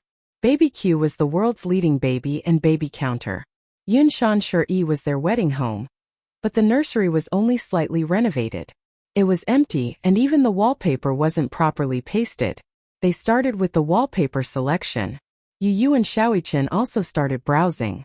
The shop assistant brought over a thick stack of books. Muyaja flipped them page by page. They were all European designs and there wasn't anything that caught his eye. "Girls should be pink, right?" Yun Shirshir said. "When I was young I especially liked pink. If she's a daughter, she should take after me in this aspect." In every girl's heart there was a princess dream. She imagined herself to be a princess in a fairy tale, waking up in a fairy tale style room every day. Opening her eyes, she would see a pink world and a big bed covered with pink bed curtains. She would enjoy the dreamlike world to her heart's content. Muyaja snapped his fingers and said, "Yes, pink. Girls all like pink." He didn't realize it at first. The shop assistant understood what he was hinting at, and immediately brought over a stack of books. They were all pink wallpaper designs. Muyaja started flipping through them seriously. He was picky and just the wallpaper alone took him a lot of effort. Chapter 29-29. After choosing the wallpaper, the family started to choose the crib, toy box, wardrobe and decorations. "Can I trust your taste?" Yun Shirshir was a little doubtful. She didn't know what the princess room would look like. Could it would be ugly? A man's taste was always hard to explain. She was going to cry if it turned out to be a mix-and-match trend. However, Muyaja was very confident in his taste. Yu approved of the effect of his decorations. Of course, Xiaoqian's opinion was put aside. He didn't seem to know much about aesthetics. When asked, he said innocently, "As long as little sister likes it." Yu couldn't help but complain. "Little sister isn't born yet. How do you know if she likes it or not?" When Yun Shirshir heard this, she couldn't help but complain. "We haven't even confirmed whether it's a boy or a girl. How do you know it's going to be a little sister?" "Oh, you're right." Yu suddenly clenched her fists and said, "What if she gives birth to a little brother?" When Muyaja and Xiaoqian heard this, They were stunned for a few seconds. Yu said meekly, I hope it's a little sister too, but what if it's not? Maybe things won't go according to our wishes. Mu Yaja and Xiaoqin's expressions darkened. They seemed to have thought of this possibility as well, and there was a hint of melancholy in their eyes. When the time comes and it's a boy, living in a pink crib seems a little uncomfortable. Yun Shishir couldn't help but add, impossible. Your genes are so strong. If you gave birth to 2 boys in a row, the chances of the third being a boy are very high, Yun Shishir continued. Mu Yaja snorted coldly and said, impossible. It must be a girl. Anyway, we'll just decorate it according to the princess room. Yu suddenly pulled Xiaoqin aside and whispered, Muichen, Daddy is so biased. If Mommy really gives birth to a little princess, won't we lose our place in Daddy's heart? I don't know about you, but as for me, Xiaoqin teared up. I don't seem to have any status. Yu pursed her lips. Really? Muichen felt so wrong that he was about to cry. Daddy didn't put in so much effort to decorate my room when I was young. I've never had much of a presence in his heart. Daddy favors girls over boys? Yu came to a conclusion. Ugh. Xiaoqin stroked his chin. However, I still hope that Mommy will give birth to a little princess. I've wanted a little sister for a long time. Yu added. Me too. A little sister is so cute. She's so soft and adorable. I can even imagine her smiling at me. Her eyes will curve into crescents as if there are countless little stars in them. She's so beautiful. Little Ichen's heart was bursting with anticipation. The image of a cute little girl smiling innocently at him appeared in Yu's mind, and his heart almost melted at the thought. Thus the 2 little guys reached a consensus. That was, it didn't matter if she fell out of favor in front of her daddy.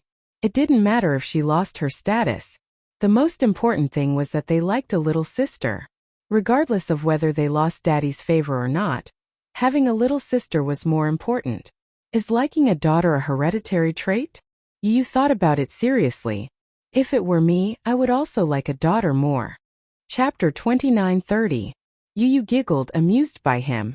Under the combined efforts of the father and son, the princess room was quickly decorated. The walnut flooring was redone, pink wall coverings, white solid wood crib, dreamy bed curtains, and a beautiful crystal chandelier. Everything was as luxurious as a castle. After the princess room was decorated, Mu Yaja held Yun Shishir's hand and showed her around. Even though she couldn't see anything, Mu Yaja was extremely excited as he explained everything to her step by step. Yun Shishir touched the wall with her hand and felt that the wall coverings had a very good texture. She couldn't help but ask, what color is the wall coverings? It's pink, but it's not just a wall coverings. There's a piece of wallpaper with a picture of a pink unicorn. The pink unicorn was Laji Group's mascot. After Yu took over, he designed a new generation of mascots. Later on, it was printed as a label and printed on every toy package. Later on, this rainbow unicorn had its own name and became the symbol of Laji Group. The children loved this unique and cute little unicorn, and later on, it gave birth to countless products. Yu saw this picture on the wallpaper by chance and felt that it was very meaningful. Hence, he discussed with Mu Yaja and put up this side of the wallpaper. Yun Shishir had to use her imagination to imagine the baby room that he had decorated. It seemed to be a little difficult, but seeing how excited the father and son were, she trusted their judgment for the time being. She originally thought that after decorating the princess room, Mu Yaja would stop. However, little did she know that she had yet to experience the crazy side of a certain man. One night, when Mu Yaja came back, he walked into the room and went to her bedside. She was resting when she heard him say mysteriously, Shishir, guess what I brought back today? What? She was curious. She didn't know what he had brought back with him. He smiled and said casually, I bought many dresses for my daughter. Yun Shishir was stunned and at a loss. Ah, skirt. Mu Yaja immediately ordered. Outside the door, the servants came in with stacks of dresses and placed them in front of her. Yun Shishir couldn't see anything. She only felt that the clothes in front of her were piled up into a mountain. Ever since the naming incident, a certain man seemed to be especially enthusiastic about the little guy in her stomach. Wasn't it a little too extravagant to buy dozens of dresses all at once? The child hasn't been born yet. Isn't it a little too early to buy clothes now? She said hesitantly. Why is it so early? Wuxia said disapprovingly. The earlier you buy it, the earlier you prepare it. But children develop very quickly. If you buy so many pieces, the child might not be able to wear them in time. No. Do you think I haven't considered that? He scratched the bridge of her nose lightly and said slowly, the dresses I bought are all different sizes. From the clothes she wears when she's born to the clothes she wears when she's 5 or 6 years old, I picked a few styles. 5 or 6 years old. Yun Shishir was speechless. She'll have to wait 5 or 6 years before she can wear them. By then the styles I picked now will be a little outdated. That won't happen. Chapter 29:31. My daughter will definitely be beautiful. Outdated clothes will definitely look good on her. A certain man seemed especially confident. His extremely confident words were completely different from his usual style of speaking. In the future, would this man evolve into a slave to his daughter? Yun Shishir couldn't help but imagine it in her mind. In the image, Wuxia lovingly carried the tender little girl in his arms, coaxing her to eat, hugging her to sleep, and even when walking, he couldn't bear to put her down on the ground and let his daughter ride on his shoulders. She then imagined Wuxia carrying a chubby son with a bitter and vengeful look. Yun Shishir's heart was beating like a drum. The little guy hadn't even been born yet, and he was already excitedly preparing this and that. If the baby was a boy, then not only would the princess's room be decorated for nothing, what would he do with the piles and piles of dresses that he had bought? It would be fine if the baby was a daughter, but if it turned out to be a son in the end, his heart would definitely be severely disappointed. He would definitely be very disappointed. Yun Shishir suddenly asked curiously, let me ask you seriously. If the baby isn't a daughter and it's a son, will you still like it? Wuxia pondered for a moment and then said solemnly, of course. As long as it's our child, I'll like it. I see that you like daughters so much. When the time comes, you won't be begging me to give birth to another one, right? When Wuxia heard this, he hugged her and rubbed his face against hers intimately. What nonsense are you thinking about again? You're not a sow. If you don't want to give birth, I won't force you. A certain man seemed to have forgotten how this child came about. If he hadn't replaced her contraceptive pills with folic acid, Yun Shishir wouldn't have fallen for it so coincidentally. Yun Shishir was completely kept in the dark. She thought that the child had broken through all the obstacles to get here. Little did she know that Wuxia had also tampered with it. Oh, by the way, we have to go for a prenatal checkup soon. Yun Shishir gently touched her belly and complained. Recently, I seem to like sleeping a lot. My vomiting has slowly subsided, but I get hungry easily in the middle of the night. I want to eat something, but I don't know if I can eat it.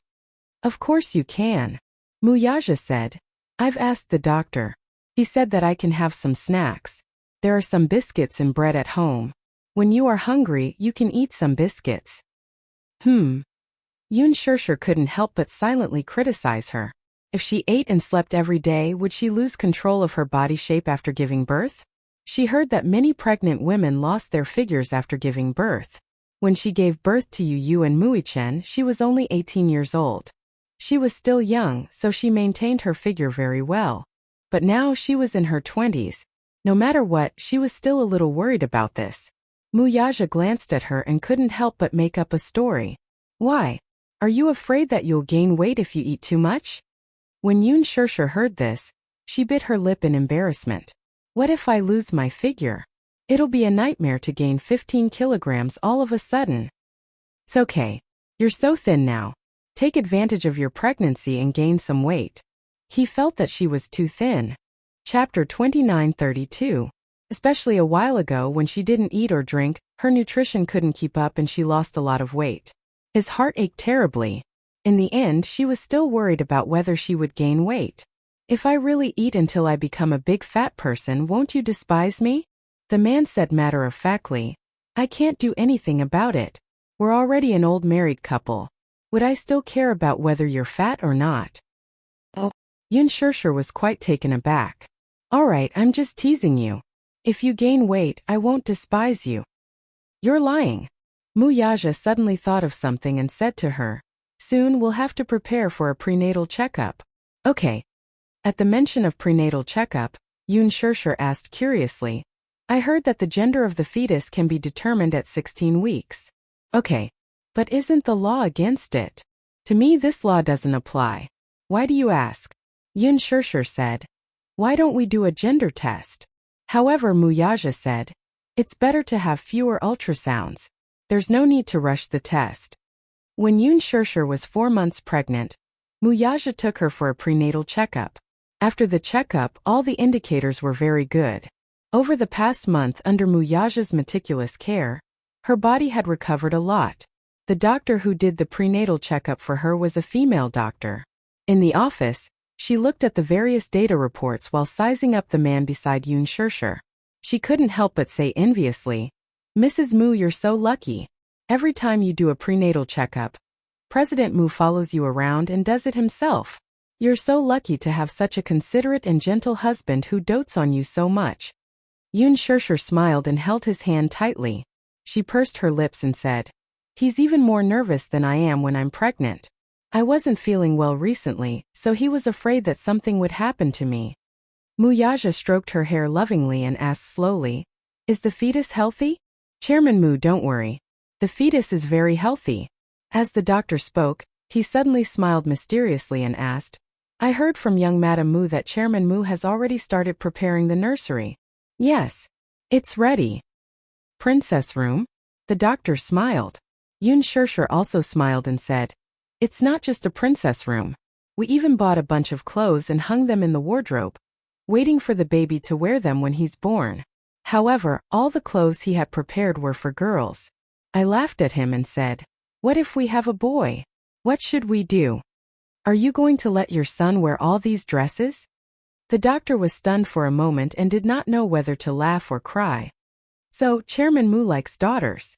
"Yes. He was looking forward to the baby in my stomach being a girl. He likes girls, he likes them so much." "Young madam, what about you? Do you like daughters too?" "Of course. I like my daughter very much, but not as much as him." However, the doctor said, "Generally speaking, a father would prefer a daughter more. She's the apple of my eye. We still don't know if it's a boy or a girl." Chapter 29:33. Pausing for a moment, the doctor continued, "But now it seems like this is probably telepathy. It's fate." Yun Shirshir smiled. Then she seemed to have realized something. She raised her eyebrows and asked suspiciously, "What did you say?" Muyaja, who was behind her, also looked stunned. "What do you mean?"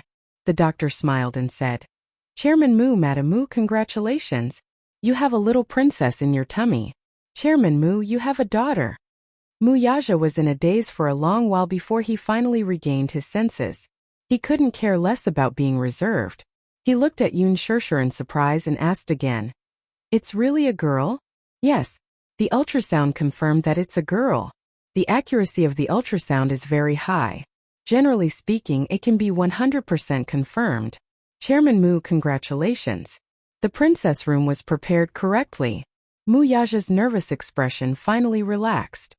His eyebrows were raised high in excitement. He was so happy that he didn't know what to do. He squatted down and looked at Yun Shirshir. Holding her shoulders, he was so happy that he almost lost control of his emotions. "Shirshir, we have a daughter." "Yes, yes." Yun Shirshir was happy for him too.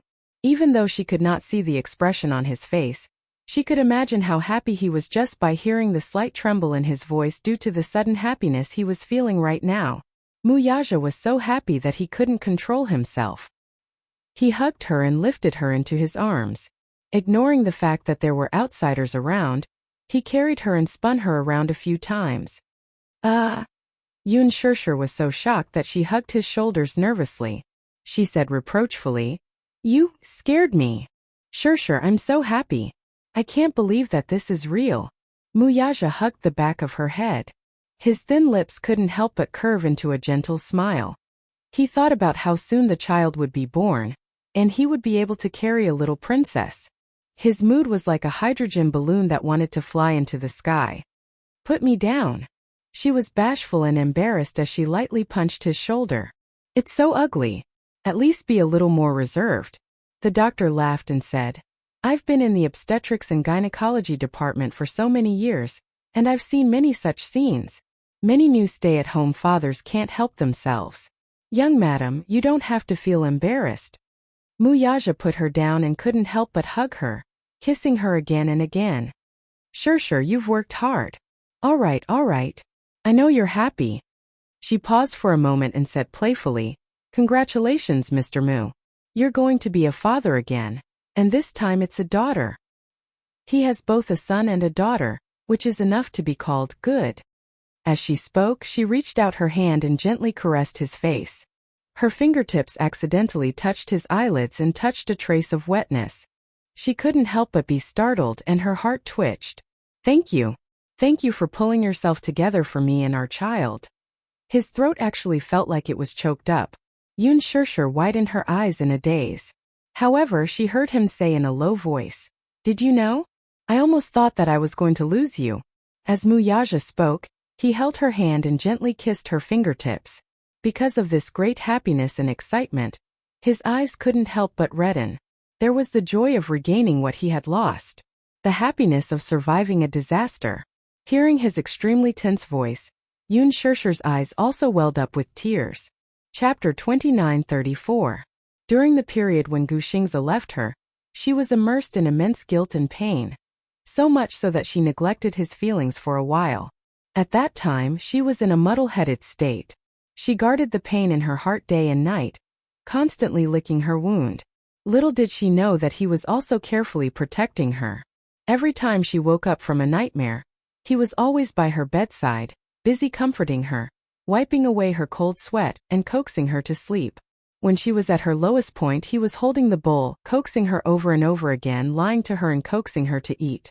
She could not see how nervous he was. But sometimes when she was half awake, she could feel that he was by her bedside, gently holding her hand, unwilling to let go. She did not know about his suffering, much less his pain. He was not good with words, much less expressing himself. Her man was an extremely introverted man. His emotions were hidden deep in his heart. During that period of time, he was also suffering. He did not know how to share her pain, nor did he know how to bring her out of that shadow. He was a man who got jealous easily. In the past, she could not even mention Gu Xingzi's name. But at that time, she was watching Gu Xingzi's videotape and sat there in a daze for the whole afternoon. He watched from the side, feeling helpless and heartbroken. He whispered in her ear countless times, Sure, you still have me. Gu Xingzi is no longer around, but you still have me. I can't lose you. Wake up, okay? Can you let yourself go, please? Let yourself go, don't torture yourself anymore. If you get better, I'll accept any price. He held her shoulders more than once and said word by word, Sure, Gu Xingzi is not the only one who is willing to protect you with his life. There's me too. I can do it too. Don't I love you with my life too? But every time he saw her indifference, he could do nothing but hold her in his arms with heartache. She often woke up from nightmares, and when she woke up, she would sit there motionless, tears constantly falling. He hurriedly wiped her tears and endured the bitterness in his heart. God knows, when he saw her tears, his heart was about to be torn apart. Her heart had died, leaving behind his heart, which was constantly trembling in fear. For the first time in his life, he felt a bone-deep fear and dread. He was afraid that she wouldn't be able to make it. He was afraid that she would leave him and the child in her stomach. He was afraid he had lost her. Later, her maternal instincts were awakened, and she began to try to eat, to try to talk, to try to get back on track. He was pleasantly surprised, but he was still very careful. He didn't want to touch her or hurt her at all. He didn't dare to be too happy. He was afraid that God would be jealous of him and take revenge on him. Once his dream was shattered, he would lose everything. He carefully guarded her and protected her. He was worried about her being in the hospital, so he brought her back to Yunshan to nurse her pregnancy. The time she spent nurturing her fetus was the happiest time of her life. Chapter 29-35. Yun Shishir suddenly recalled that there were times when she wanted to eat cherries in the middle of the night. He and Gongjia had searched through half of the capital before he found them and bought them back. However, she had lost her appetite and didn't eat a single one. He coaxed her to eat one or two before coaxing her back to sleep. As her husband, it could be said that she was able to recover so quickly because of his hard work. However, after the prenatal checkup and finding out that the fetus was stable and healthy, and that her body was gradually getting back on track, he finally heaved a sigh of relief. For a moment, happiness filled his heart, and he was at a loss for what to do. So much so that he actually cried tears of joy. Even though he held it in, the rims of his eyes reddened, and the dampness on his eyelids touched her deeply. Wuxia hugged her, his lips trembling slightly as he gently caressed her face over and over again. Yun Shishir held back her tears and said reproachfully, "Are you really that happy knowing that it's a daughter?" She sniffled and said half-jokingly, "Looks like I really don't have any status in the future. Our daughter has become your heart, your liver, your spleen, lungs, and kidneys. What about me? Don't tell me I've become your duodenum, your appendix?" Wuxia smirked and said, "How can that be? Seeing how excited you are, I feel that I definitely won't have any status in the future. Our daughter is my heart, and you are my lungs. Both of them are equally important." "The lungs don't seem to be as important as the heart." Yun Shishir deliberately fussed with him. "Look, our daughter is like a heart. Without our daughter, will your heart not be able to beat?" Upon hearing this, Wuxia laughed. Thinking that she was jealous, he couldn't help but laugh. "You're even jealous of your own daughter? Can't I be? Do you have a problem with that?" Sure. Wuxia held her face lovingly and looked at her delicate face lovingly. He smiled gently and said, "But without you I can't even breathe." Yun Shishir was stunned. She was deeply moved by his incomparably sincere words. "Without you I can't even breathe." She hugged him tightly as tears welled up in the corners of her eyes again. She couldn't stop sobbing. "Thank you for waiting for me for so long." She pursed her lips and hot tears fell on his shoulder. She smiled and said, "I won't be so willful in the future. I won't scare you anymore." "Yes." Wuxia smiled. She didn't know how much tenderness was hidden in his gaze when he looked at her. When Yu and Xiaoqian returned home from school, they could smell a sweet scent the moment they opened the door. When Xiaoqian smelled it, he almost drooled. He sniffed greedily for a long time, and his eyes lit up. "Wow, it smells so good." Yu smelled it and said, "This is the aroma of cake. Is it some important festival? Or is it someone's birthday?" He thought about it and realized that no one in the family was celebrating their birthday. The two little guys squeezed into the dining room one after the other. They saw Yun Shishir sitting at the dining table with her hands supporting her cheeks. There were several delicious dishes in front of her, and in the middle was a 12-inch cake. It was sweet and tempting. "Wow!" Xiaoqian wiped his saliva. He was already famished when he returned home from school. When he saw this sumptuous scene, he was undoubtedly salivating. "You're back?" Chapter 29:36. Yu and Xiaoqian looked at each other and asked curiously, "Mommy, what's the occasion today? Why did you make a cake?" "Do you want to know?" Yun Shishir smiled mysteriously but deliberately didn't say anything. Wuxia walked out of the kitchen with a jug of fruit juice and an apron around his waist. He looked like a house husband. Yun Shishir said that she wanted to drink freshly squeezed fruit juice, so he went into the kitchen and studied it for a while. Finally, he figured out how to make a jug of fruit juice. Yu's face turned slightly pale when she saw this. She looked at the table full of dishes and then at the apron he was wearing. The corners of her lips twitched. "Daddy, did you make this table full of dishes?" Wuxia placed the jug of fruit juice on the table and glanced at them. Before he could say anything, a voice came from behind him. "Of course not." An angry voice came from the kitchen. Yu and Xiaoqian looked over and saw Huajin walking out of the kitchen with an apron around his waist and beads of sweat on his face. He said angrily, "How could your daddy possibly know how to cook? I made all of these. I ordered the cake from a cake shop." "You know how to cook?" Yu was even more surprised. "Of course." Huajin patted his chest and said, "I've been cooking since I was young." Yu didn't say anything on the surface, but she was secretly criticizing him in her heart. Would he get food poisoning after eating all of these dishes? Xiao Chen was also skeptical and didn't believe in Hua Jin's culinary skills. Yu said, "Mommy hasn't answered me yet. What kind of occasion is it today?"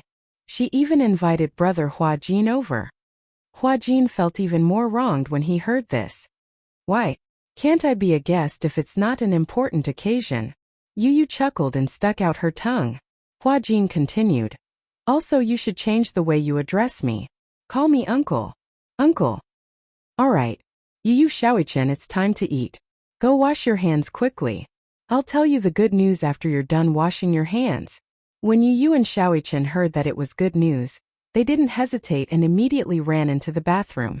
When they returned to the dining room after washing their hands, Hua and Muyaja were already seated at the table. By the time they were done washing their hands, they returned to the dining room table.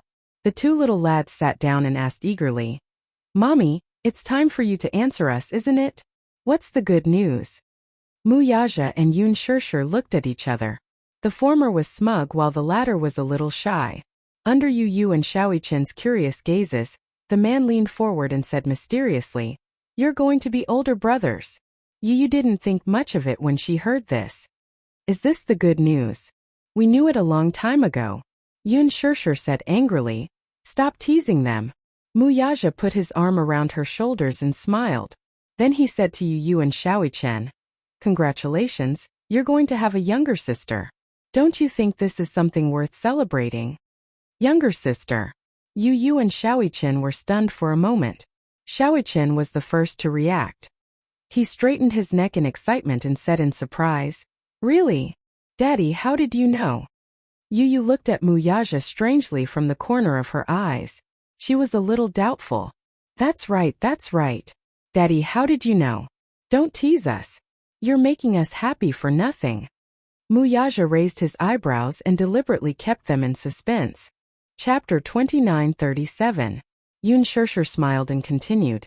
"Today Mommy went to the hospital for a prenatal checkup. The doctor told us after we did an ultrasound. He said that I'm carrying a little princess in my stomach. Aren't you going to be older brothers?" When Xiaochen heard this, he was so excited that his eyebrows danced. "Wow! Really? Oh my God! It's really a little sister. Is my dream finally going to come true?" "Don't get so excited." Yu patted his shoulder and pretended to be calm. "Are the ultrasound results accurate? I heard that some ultrasound results may not be accurate." "Of course it's accurate. Silly." Muyaja glared at him and asked, "Are you saying that you prefer a little brother to a little sister?" "No." Yu instinctively insisted, "I prefer a little sister." But the surprise came too suddenly. Yu looked at Yun Shirshir's face, which was brimming with happiness. Then he looked at Muyaja and Hua Jin's faces, which were also filled with surprise. He finally believed it. However, compared to Xiaochen, the way he expressed his surprise was very restrained, just like Muyaja. He pretended to be calm as he held his drink and tried to take a sip of juice to calm himself down. However, after drinking half the glass, he still couldn't suppress the ecstasy in his heart. He placed the glass on the table and looked extremely touched. The whole world suddenly bloomed with flowers and fireworks. He was in an extremely good mood. "I have a little sister." Yu clutched his chest. There, his heart was beating rapidly. He was touched.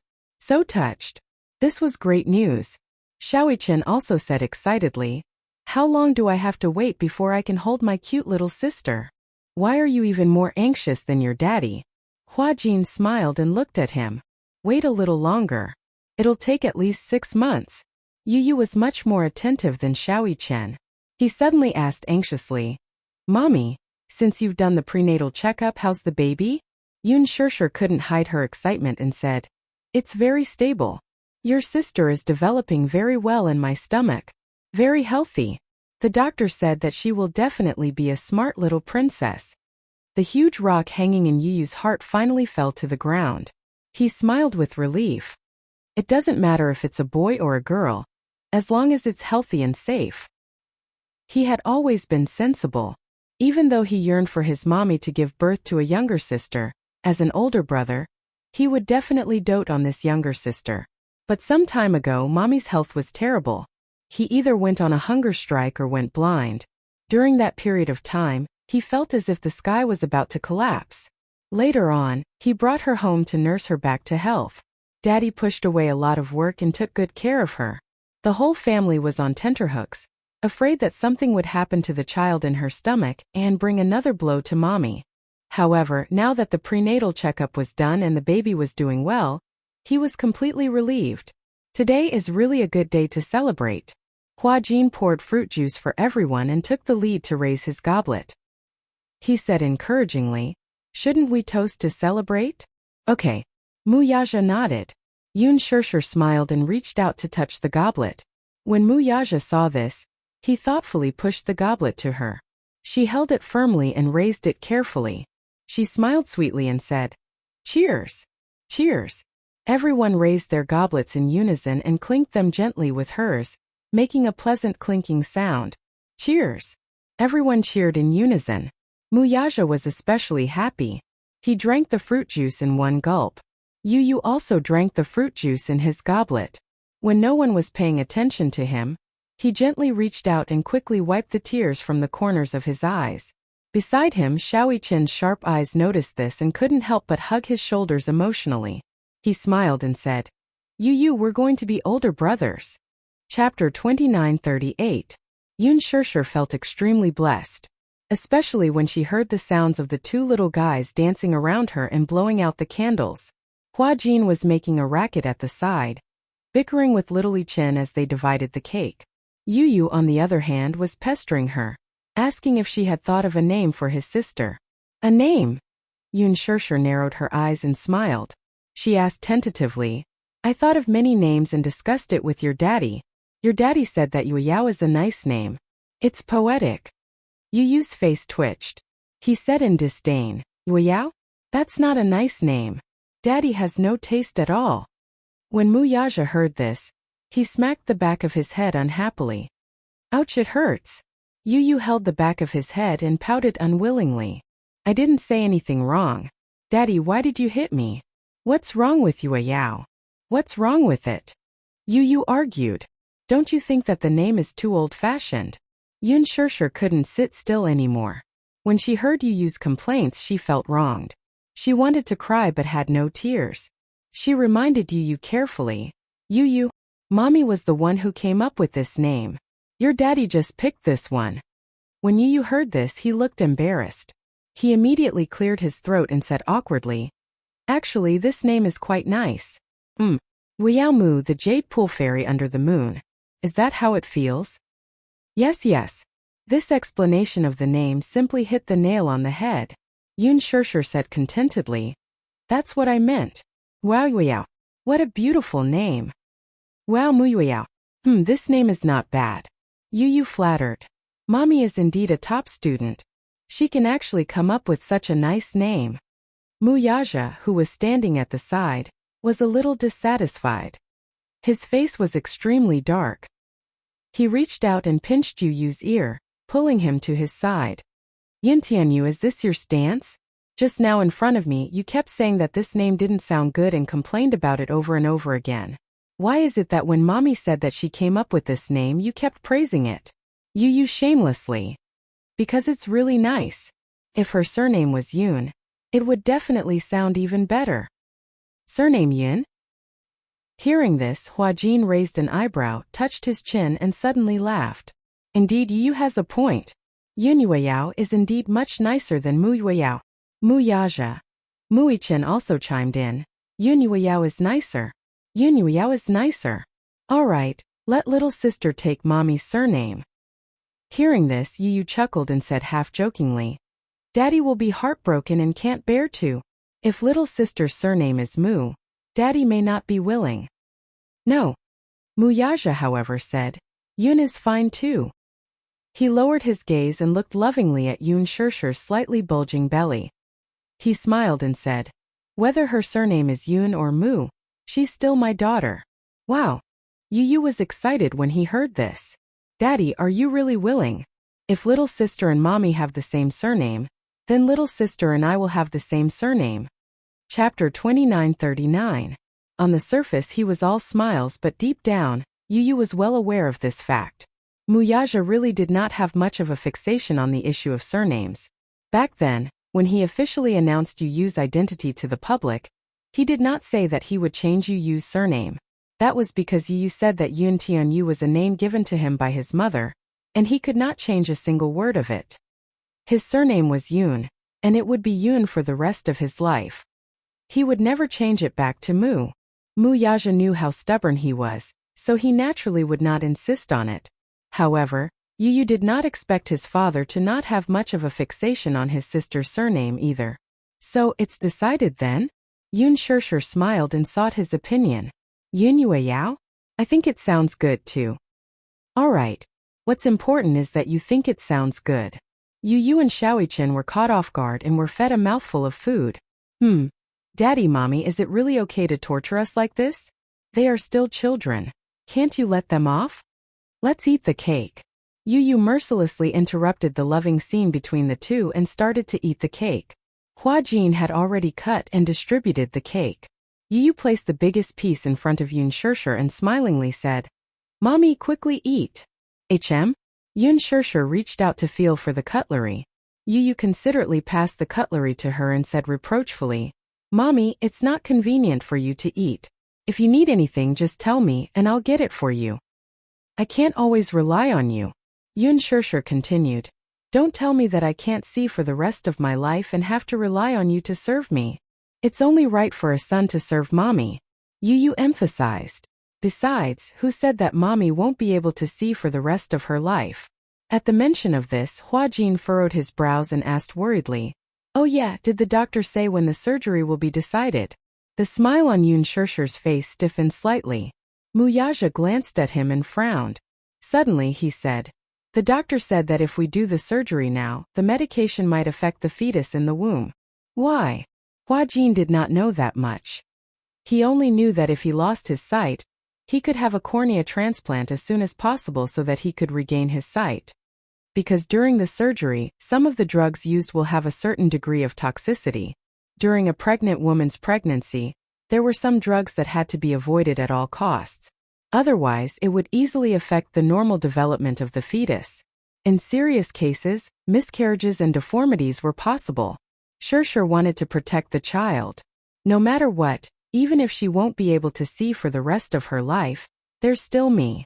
Yun Shishir smiled and interlocked her fingers with his. Her smile was gentle. Hua Jin furrowed his brows, looking worried. He clenched his fists and said hesitantly, A cornea donor should be something that can only be found by chance. I heard that there's a donor now, so we should be able to perform the surgery immediately. Muyaja was stunned for a moment. He looked up and a strange look flashed across his face. He looked at Hua Jin deeply and thought about it for a while. Suddenly he asked, How do you know that there's a cornea donor now? Hua Jin wanted to say something but stopped. He glanced at Yun Shishir but did not say anything in the end. He only said calmly, I just heard about it. Muyaja smiled and said casually, It's okay. There will always be a chance. Don't think too much. Hua Jin nodded absent-mindedly. Chapter 2940. After dinner, Yu Yu and Xiaoichen helped Yun Shishir to go shopping. Muyaja and Hua Jin walked into the back garden one after the other. After a long silence, Muyaja suddenly stopped in his tracks and turned around. His deep gaze fell on him as he asked suspiciously, When you mentioned the cornea donor just now, were you referring to the cornea donor Gu Xingzi donated? Hua Jin looked at him and was a little surprised. You know about this? Yes, I know. Muyaja nodded. Qinzhou talked to me about this matter. Back then, when Qinzhou was packing up Gu Xingzi's belongings, he found a few volunteer forms that Gu Xingzi had filled out personally. It was a volunteer form for organ donation. Qinzhou could not help but be a little surprised. He did not know when Gu Xingzi had signed this volunteer form. In addition to the liver and kidney, it also included a pair of corneas. Gu Xingzi's corneas. Initially, Qinzhou could not bear to see Gu Xingzi leave this world in one piece. He could not bear to see Gu Xingzi's body being riddled with holes by those cold surgical machines after his death. Therefore, he had originally planned to burn these volunteer forms. However, in the end he thought of Yun Shishir. If Gu Xing's organ donation could save other people's lives, wouldn't it be a special way to continue living in this world? Even if he left this world in one piece, he would only be burned to ashes in the end. If other patients were given a new lease of life because of his organ transplants to Qinzhou, it was as if Gu Xingzi had also been reborn. Therefore, he took the volunteer forms and went to the hospital. Soon, the hospital dissected his body and removed the donated organs. Finally, they carefully removed his corneas. Qinzhou found Mu Yaja and gave him a suggestion. Before Xingzhi was born, he filled in a few donation applications. One of them was a pair of corneas. But time is of the essence. Unless Shirshir performs the surgery as soon as possible, I'm afraid there's no hope. Corneal transplantation was not as simple as it seemed. Donors were difficult to find because the current world's views were not so advanced. Most people were more conservative when it came to death. Furthermore, the donation form had to be filled in before death. In the eyes of the people, this was too unlucky. In addition, there were more and more patients with eye diseases, and there was a serious shortage of corneas. The reason why it was said to be a rare opportunity was that cornea transplants required a lot of time. Generally speaking, the cornea donor must be immediately stored in the preservation solution within 48 hours after removal and put into surgery as soon as possible. Other than a few large cities, other small cities did not have any eye banks to store them. Therefore, once a cornea donor was found, surgery was needed immediately. Otherwise, the success rate of the surgery would be difficult to guarantee. Qinzhou hoped that he could use Xingzhi's cornea to restore Yun Shirshir's sight. I think Xingzhi must be very willing to use his cornea in exchange for Shirshir's sight, right? Shirshir can also take Xingzhi's place and see this prosperous world, Qinzhou said. Mu Yaja frowned. It had been 8 hours since the cornea was removed. In other words, the surgery had to be performed as soon as possible. But, Chapter 2941. Qinzhou was puzzled. Chairman Mu. What are you thinking about? Don't you know that this is the best opportunity? You have to know that cornea donors are hard to come by. In addition, there's a strict time limit. The surgery can't be carried out immediately after finding a cornea donor. Or is it because this pair of corneas was removed from Xingzi's eyes that you're upset about it? No. Mu Yaja smiled. He protected my woman. I have only respect and gratitude for him. I'm not so petty as to hold a grudge against a man who saved my woman's life. Qinzhou bit his lip. Then why don't you let Shirshir undergo the transplant? The pressure and guilt caused by Gu Xingzi's death has already crushed her. Mu Yaja sucked in a deep breath of cold air. She's pregnant now. The child in her belly is the only hope for her to pull herself together again. But if she undergoes the surgery now, the child will definitely be lost. If she's conscious, she won't bear to do it either. If the surgery is done without her knowing, she'll definitely break down if she finds out. Point is, I don't know how sad she'll be when she finds out one day that she can regain her sight because of Gu Xingzi's cornea donor. Qinzhou was speechless for a moment. Mu Yaja looked at Qinzhou deeply. You should know that she won't be able to accept such a thing. He left the world because of her. Yet he used his cornea to restore her sight. This is too heavy for her to bear. But Qinzhou was still a little hesitant. The doctor won't recommend the surgery if it's carried out immediately. Mu Yaja continued. She's not in a good mental state now. I'm afraid that it's dangerous. Qinzhou saw that Mu Yaja was persistent, so he gave up. Hua Jin was a little surprised when he heard this. You mean that the time limit of the cornea donor is tight? Once it's removed, the transplant must be carried out immediately. Before the surgery, we still need a day to prepare. Mu Yaja smiled faintly. There's not enough time. So, Hua Jin clenched his fists and was a little sad.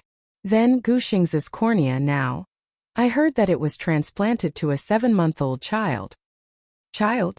Yes, a boy with a congenital cornea defect. Fortunately, this child and Gu Xingzi are fated. The operation was very successful, and there were no signs of rejection. Mu Yaja pursed his lips. I remember that it was done in the same hospital. I went to see it on the day of the operation. The boy was very handsome. He was 6 months old and had a pair of beautiful peach blossom eyes. I heard that his name is Jingyang.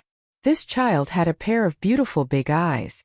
Before entering the operating theater, when he was preparing for work, he was still smiling with his eyes narrowed. His eyes seemed to hide countless twinkling stars. When he grows up, he should be a handsome young man. Jingyang.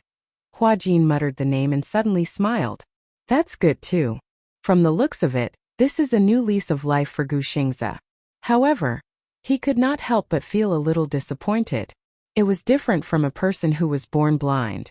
Yun Shishi's vision was normal, but once she lost her vision and fell into desolate darkness, what kind of despair would that be? Chapter 2942. Hua Jin muttered the name and suddenly smiled. That's good too. From the looks of it, it's a new lease of life for Gu Xingze. However, he could not help but feel a little disappointed. It was different from people who were born blind. Yun Shishi's vision was normal, but once she lost her vision and fell into darkness, what kind of despair would that be? Every time he saw her fumbling around while trying to take something out by herself, his heart ached when he saw that strenuous look on her face. However, every time he saw her sitting quietly on the sofa with her head lowered and caressing her lower abdomen lovingly, her entire body exuded a motherly glow that was gentle and warm. It's okay. In the future, there will always be a cornea donor. I'll pay more attention. Hua Jin said optimistically. It won't be too late to undergo the surgery after you give birth and your condition stabilizes. Okay. When Yun Shishi and the two little kids returned home from their walk, Hua Jin had already washed the dishes. Xiaoqian was full of praise. Uncle Hua Jin is so amazing. Your cooking skills are not bad, and you wash the dishes very cleanly. Hua Jin could not help but laugh when he heard that. He squatted down and reached out to pinch Xiaoqian's pink cheeks. Do you really think that my cooking skills are good?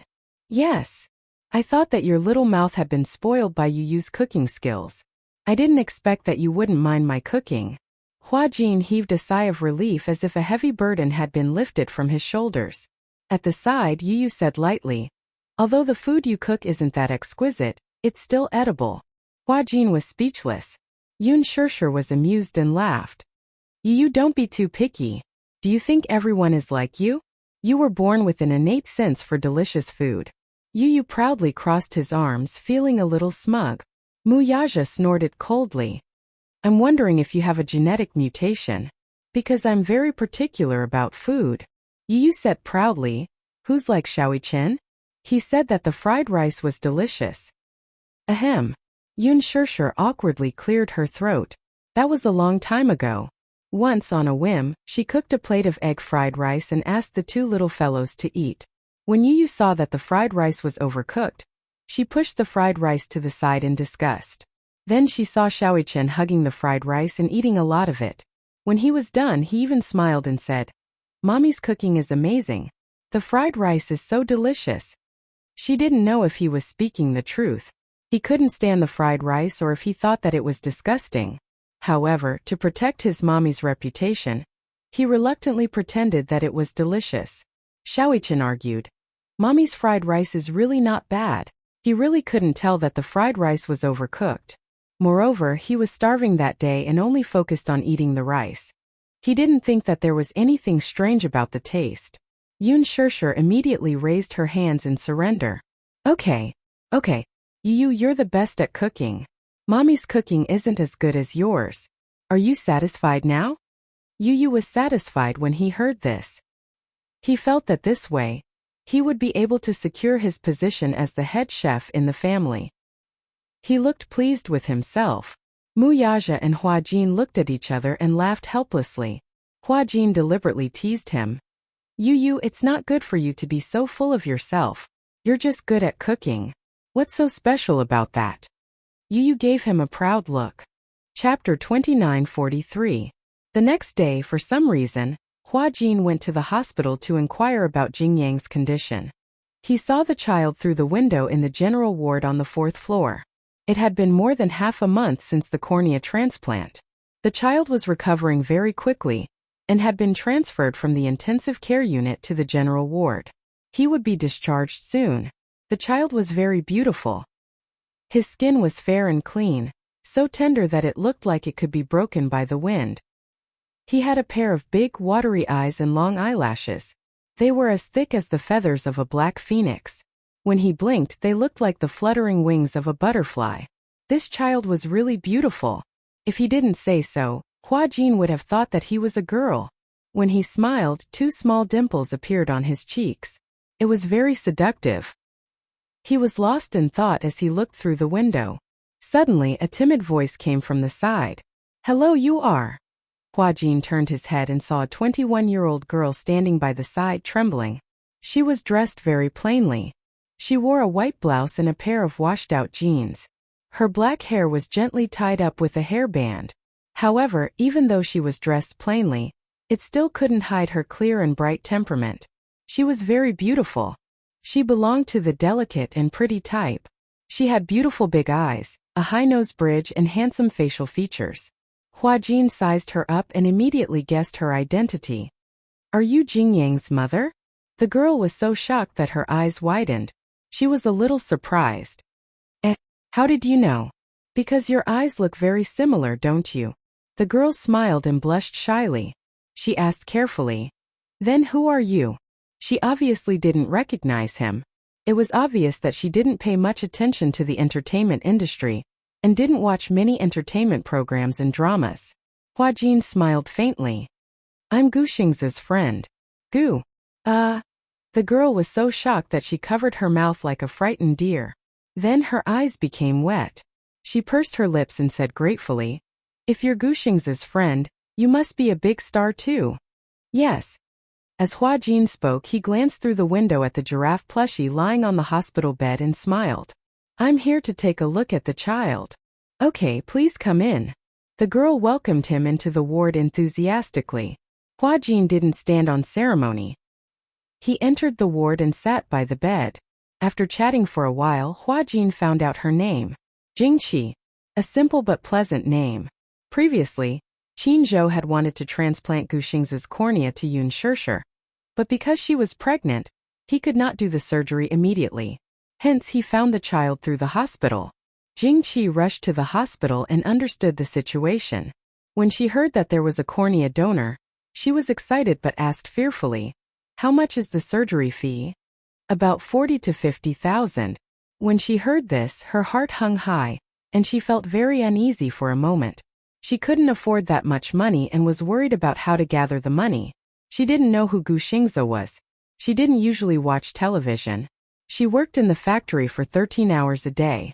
Chapter 2944. Qin Zhou learned about this situation.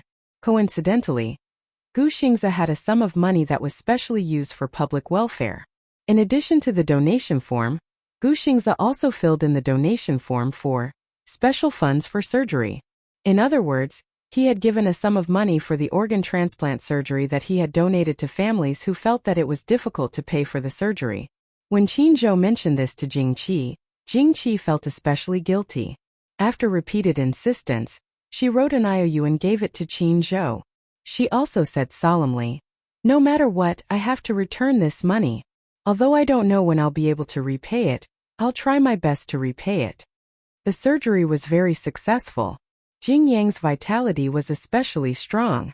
Other than his congenital eye disease, his small body was very healthy. This little guy especially loved to laugh. He had a pair of extremely beautiful eyes. When he smiled, it was warm, as if countless twinkling stars were hidden in them. The moment the gauze was removed, the 7-month-old child let out a bell-like laugh when he saw the nurse's face. The nurses especially liked this little guy. Why does this little guy like to laugh so much? He can't stop laughing. It's too funny. During the surgery, I didn't see him cry even when he was anesthetized. I heard from his mother that when he was born, he was different from other children. When other children come out, they cry loudly. What about him? When the nurse who delivered the baby patted his butt, he immediately laughed. That's really rare. Hua Jin looked at the boy who was being teased by the nurse and refused to let go of the doll. He could not help but raise his eyebrows. So cute. Thank you, Jingqi said politely. She nervously fiddled with her palms and then said gratefully, I never dared to hope that the child could recover his vision, because the cost of the surgery is too high. It costs tens of thousands. Our family can't afford so much money. Hua Jin could not help but feel a little strange.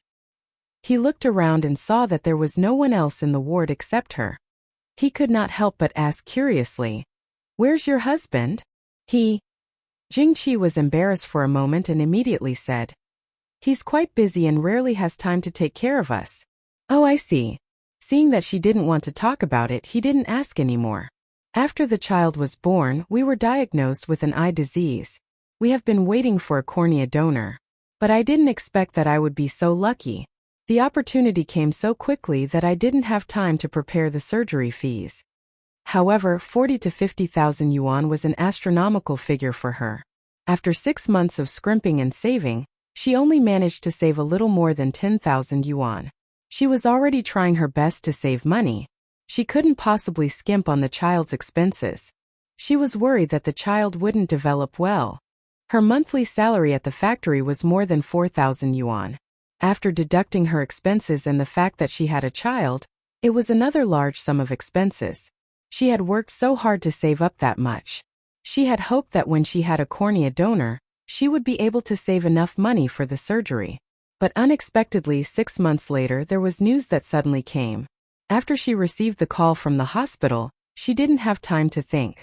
She took a taxi to the hospital with the child and did a series of tests. Because if he missed it, he didn't know when the next opportunity would come. Chapter 29:45. At first, I was worried that the child was too young and did not have the conditions to undergo surgery. However, after the examination, the child could undergo surgery. I was hot-headed and thought that no matter what, I had to seize this opportunity, so I didn't think too much about it and signed it. Later, I realized that I was so flustered that I didn't consider the surgery fees. If it weren't for CEO Qin's care, perhaps Are there very few cornea donors? Hua Jin suddenly asked curiously. Jingqi was stunned and nodded. Yes, the supply and demand are very tight. After all, there are many people with eye diseases now, but there are very few donors. I heard that in the past, the source of corneas came from prisoners on death row in prison, but now the law doesn't allow it. Therefore, only those who voluntarily donate are very rare. Hua Jin was stunned. If it were my child, I would be willing to exchange my cornea for it. Of course. Jingqi smiled. When the child was born, it was found that there was a problem with his eyes and he needed a cornea transplant. I asked if I could use my cornea, but the doctor said that this is not allowed by the law. It's illegal. Why?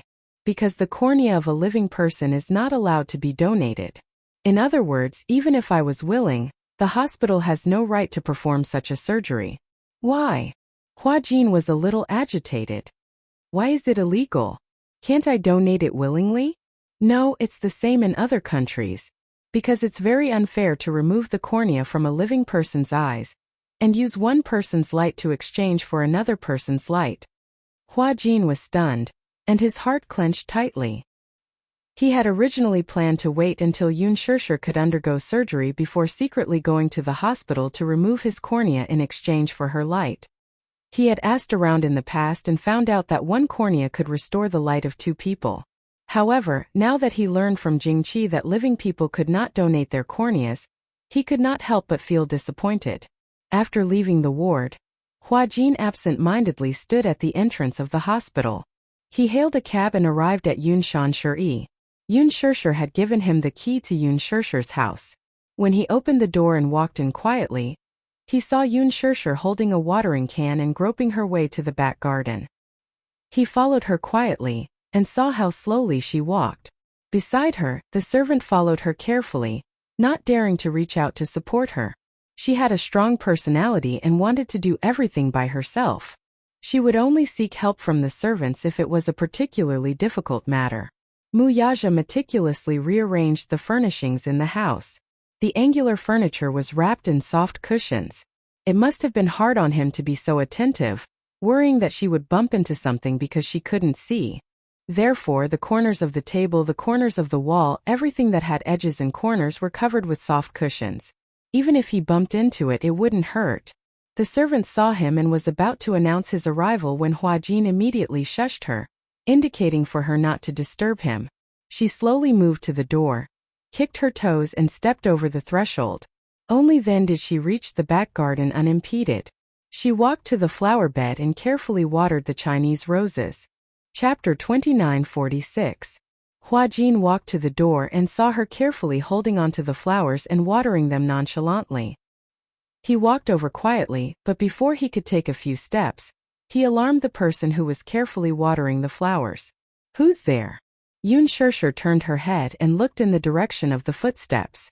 Ever since her eyesight went bad, her other senses had become extremely sensitive, especially her hearing. Thus, she caught the subtle sound of the footsteps in an instant. Hua Jin stopped in his tracks but didn't say anything. Just as the servant was about to speak, Hua Jin immediately put a finger to his lips and motioned for her not to make a sound. Yun Shirshir raised her eyebrows. She immediately guessed that the person who came must be playing a game of identifying people. She curled her lips and narrowed her eyes as she smiled. "Hua Jin, stop fooling around." Hua Jin widened his eyes in surprise. He smiled as he walked to her side and squatted down nimbly. "How did you know it was me? Your footsteps are so heavy. Can't be you or Xiaoyichen. Other than him, you're the only one who can enter and leave this manor at will." After pausing for a moment, Yun Shirshir smiled faintly. "However, he's not like you. He doesn't know how to play such a boring game." Hua Jin stuck out his tongue. "Sister, you're amazing. They say that pregnancy makes a woman stupid for 3 years. That's not true. You've become much smarter after getting pregnant." Yun Shirshir raised her hand symbolically and pretended to hit him. She said angrily, "I've always been smart, okay? Don't spout nonsense." As she said this, she turned her head again and continued what she was doing in a serious manner. Hua Jin stayed by her side quietly. He didn't know why, but he really enjoyed this quiet moment. He watched in a daze as Yun Shirshir carefully watered the flowers. She was afraid that she would water them wrongly. She even carefully held the flower branch with one hand and held the watering can with the other, sprinkling the water with a sizzling sound. Hua Jin looked at the side of her face. It was peaceful and warm. Even though her eyes were blind and unfocused, the gentleness in her eyes was something he had never seen before. Ever since that incident, due to her pregnancy and poor eyesight, she had stopped all her work and quietly stayed at home to nurse her pregnancy. Other than work, he would come here to accompany her. Staying by her side, no matter how irritable his heart was, it would instantly calm down and soothe him. As she watered the flowers, Yun Shirshir asked curiously, "You seem to be very free recently. Didn't you take on any jobs?" Hua Jin said matter-of-factly, "Of course. I've accepted quite a few jobs." I can't tell." Yun Shirshir put down the watering can and stood up. She turned around and groped with her hands, trying to sit down. Hua Jin immediately helped her sit down. "Since you said that you've accepted so many jobs, why do I feel that you don't seem to be busy when you keep coming here for no reason?" Hua Jin said unhappily, "Isn't that just to spend more time with you? Other than work, I spend the rest of my time here." This villa was huge and had many empty rooms. Muyaja had specially arranged a room for Hua Jin to stay here. After all, he also had a lot of work to do. He felt more at ease letting Hua Jin spend more time with her. At first, Hua Jin felt a little awkward. He felt that he wasn't staying here like a third wheel. However, Yun Shirshir also said that he should stay here peacefully and treat them as a family. Chapter 2947. Only then did Hua Jin feel less burdened. Usually, when he was busy with work, Hua Jin would stay in a nearby hotel. When he was free, he would stay at Yun Shanshuri to accompany her. Yun Shirshir smiled contentedly. "Should I be touched? You should be touched. In order to accompany you, I pushed away a lot of work." As Hua Jin spoke, he covered the back of her hand. "Didn't I say before that if you can't see, I'll be your eyes?" "Yes, I remember." Yun Shirshir paused. "That's good too. After all, if you take on too much work, your body won't be able to take it." Hua Jin snorted aggrievedly. "I still have to take care of work. If I don't earn money, who's going to support me?" Yun Shirshir deliberately teased him. "I'll support you." "No way. You're still relying on brother-in-law to support you. Moreover, you're a man, not a gigolo who lives off a woman. I don't want to rely on a woman to support me," Hua Jin said. Yun Shirshir smiled and changed the topic. Suddenly she asked, "Where did you go today?" Hua Jin was stunned. He didn't intend to hide it and said slowly, I went to the hospital today. The hospital? Yun Shirshir was nervous. Why did you go to the hospital? Are you feeling unwell? No. I just went to visit a child. A child? Yes. Hua Jin paused and pondered for a moment. Then he asked slowly, did brother-in-law mention the name Jingyang to you? Jingyang? Yun Shirshir looked confused. No. Did you know? When Qinzhou was tidying up Gu Xingza's belongings, he found out that Senior Gu Xingza had filled in the volunteer form for organ donation when he was alive. Jingyang received Gu Xingza's cornea as a donor and went through the surgery successfully.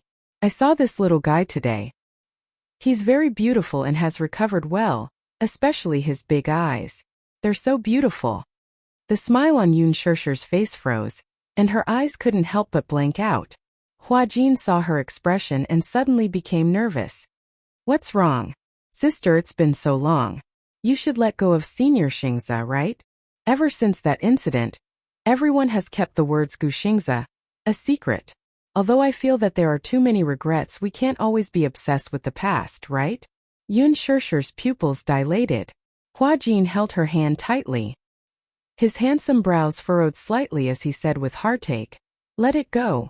Is that okay? Even though I know that you can't be so free and easy, it might be a little difficult. However, no matter what, you have to face it. The person who is no longer here is no longer here. The reason why I mentioned this child to you is because I want you to know that although Senior Xingzha is no longer here, he has obtained a new life in this world in another way. Hua Jin. Yun Shirshir held his hand and calmly reassured him. Don't worry. I won't make you guys worry like I used to. Upon hearing this, Hua Jin was still skeptical. Really? Chapter 2948. Sister. The more Hua Jin looked at her, the more his heart ached for her. He hugged her tightly and said with a sobbing tone, Senior Xingza's death is really not your responsibility. Don't torture yourself and don't live in guilt. I think that if you truly love someone and give up for love, you will definitely not ask for anything in return. Gu Xingza treats you well out of his own accord, and he has no regrets. He treats you like his life, so he definitely wants you to be well. I understand. Yun Shirshir hugged his shoulders gently and choked. I understand. So I'll be well. Hua Jin wiped her tears away but heard her say, I want to see that child. Seeing that he was silent, Yun Shirshir pleaded, just once is good. I want to see him. I can take you to see him, but you have to wait until tomorrow at least. Hua Jin explained, when I left the hospital, the child was already asleep. After all, he's only 7 months old and needs to rest well. Yun Shirshir nodded. The next day, Hua Jin turned down an interview and brought her to the hospital. When they arrived at the ward, Jing Qi was not in. Hua Jin guessed that she was probably going through the discharge procedures. Jing Qi said that the child had recovered very well, so there was no need for him to stay in the hospital any longer. Every day he stayed in the hospital would be a day's worth of expenses. The doctor had already hinted that the child could be discharged, so she planned to go through the discharge procedures as soon as possible. Pushing open the door of the ward, Hua Jin held her hand and walked in quietly. On the hospital bed, the child's eyes were wide open. He blinked and looked at the world curiously. Hua Jin had specially brought a gift for the little guy this time. A pink unicorn plush toy from Lu Ji. Approaching the bed, Hua Jin helped Yun Shirshir sit down. He leaned over to look at the little guy and said gently, Uncle is here to see you again. Are you surprised? Yaya. The child stretched out his hand and pointed a tender finger at him, his eyes wide open in curiosity. Hua Jin gave him a thumbs up, and then placed the unicorn beside him. Yu's unicorn was not big. It was a medium-sized unicorn. Based on Yu's height, she could hold it with one hand. However, the little guy was only 7 months old after all. When he opened his arms, he happened to be hugged tightly. It could be seen that the little guy especially liked this furry toy. He hugged it and rolled around on the bed. The 7-month-old child had already learned to crawl around on the bed, and was especially good at tormenting himself. Yun Shirshir could not see. She could only hear a series of bell-like laughter coming from the bed. It was extremely pleasing to the ear. The crisp laughter was like the clear spring of a mountain stream, but also like the sound of wind chimes. When she heard this, she couldn't help but smile. Jingqi finished the discharge procedures and walked into the ward. When she saw that it was Hua Jin, she was about to smile. However, when she saw the unfamiliar person sitting by the window, she was stunned. Although she looked unfamiliar when she looked carefully, she felt that she was familiar, as if she had seen her somewhere before. She suddenly recalled that she seemed to have seen this woman in an advertisement when she was at the bus stop. The endorsement was for a high-end cosmetics brand. This cosmetics brand was especially expensive. When she was shopping in the mall, she had seen this counter in the cosmetics area on the first floor. On the counter, there was also a poster of this woman. Chapter 2949. Her name was Yun Shishir. However, at this moment, she wasn't wearing elegant makeup like in the pictures. Instead, she was barefaced. When she left the house, she had only washed her face. Hua Jin saw that the sun was very strong today, so he dragged her back and applied sunscreen on her. Hence, he didn't recognize her at first glance. After the makeup, there was still an obvious difference, but it didn't detract from her beauty at all. Sorry to disturb you again. When Hua Jin saw her, he immediately stood up and greeted her politely. Not at all. I'm very grateful that you could come and visit Yang. Jingqi glanced at the little guy on the bed who was hugging a toy. She immediately guessed who had given him the toy. Hello. Yun Shishir also greeted her. Are you Jingyang's mother? Yes. Can I carry the little guy? Yun Shishir asked with a gentle smile. Although Jingqi found it strange, she didn't stop her. Instead, she smiled and said, Okay, but be careful. This little guy is still a little heavy. Hua Jin carried Jingyang to Yun Shishir. Yun Shishir reached out and hugged the little guy. Seeing that she couldn't see, Jingqi was slightly surprised. She opened her mouth but didn't ask anything. The little guy was in Yun Shishir's arms, but surprisingly, he didn't feel shy. He only opened his eyes wide and looked at her curiously. His two little hands were probing. First he touched her hair. Then his big eyes were attracted by the necklace on Yun Shishir's neck, so he reached out to grab it. The child was small and didn't know what to do. He was a little strong. When Jingqi saw this, she rebuked. Yang, be good. Don't move. Yun Shishir immediately said, It's okay. She couldn't help but feel a little regretful. Because she couldn't see, she couldn't take a good look at the child in front of her. However, hugging the soft little cub, it was as if she had returned to a few years ago when Yu was just born. His body was also small and soft, as if he was made of water or glutinous rice balls. It was as if he could be flattened and rounded at will. She hugged him carefully. Although she was a little unfamiliar with the way she carried the child, she was professional enough. One look and one could tell that she had been a mother. The little fellow became even more intimate with her. Felt so comfortable being hugged by her. Its pair of eyes were curved like crescent moons as it giggled and babbled. Who knew what it was talking about? Hua Jin replied. The operation went very smoothly. There were no signs of rejection. The little guy's eyes are especially beautiful. When he grows up, he should be as handsome as me. Shameless, she retorted. He'll definitely be more handsome than you. Sister, you're so biased. My face is praised by my fans as the most beautiful woman in the world. You're a little fresh meat now, but in a few years won't you also become old cured meat? No matter how beautiful you are, you'll still get old. As she spoke, she ruffled his silky hair and smiled. This little guy is so tender that I can squeeze water out of him. Jingqi asked carefully. Are you friends with Mr. Gu Xingze? Yun Shishir smiled, but it was a little bitter. Yes. Chapter 2950. Yun Shishir said. I'm not a big star. I only entered this industry because of my love for performing. Jingqi could not help but feel a little touched. She had heard that big stars were very good at acting like big shots and putting on airs. After all, they had always been under the spotlight. The love of their fans, the flowers and applause, and their annual income was tens of millions. Even Gu Xingze's annual income was in the hundreds of millions. Therefore, these big stars were definitely superior to others. Therefore, when she first saw Yun Shishir, Jingqi could not help but feel a little uneasy and at a loss. At the same time, she felt a little inferior and looked up to her. However, Yun Shirshir's easygoing nature surprised and touched her. She did not put on airs at all. When she said that she was not a big star, she was definitely not hypocritical. Deep down, she thought that she was just an ordinary person. You're different from other celebrities. Jingqi smiled. You're so famous, but you don't put on airs when you talk to me. As she spoke, she walked over and asked with concern, I wanted to ask just now. Your eyes, are they injured? I think you can't see anything?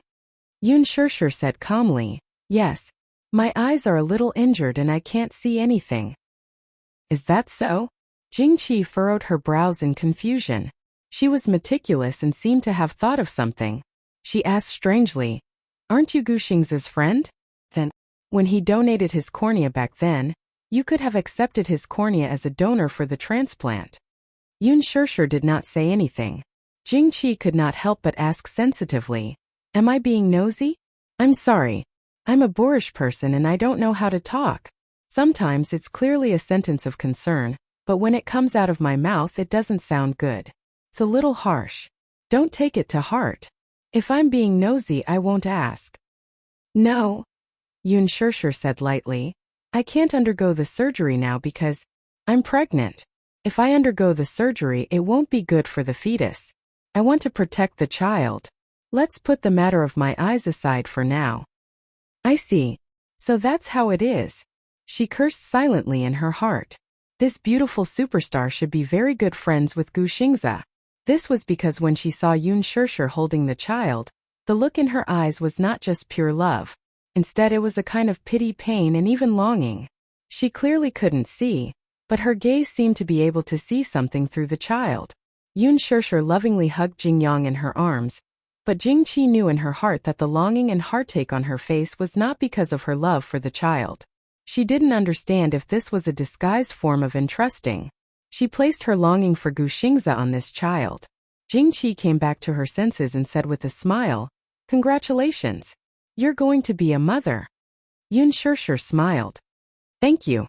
She suddenly turned her head and gently stroked the little fellow's face.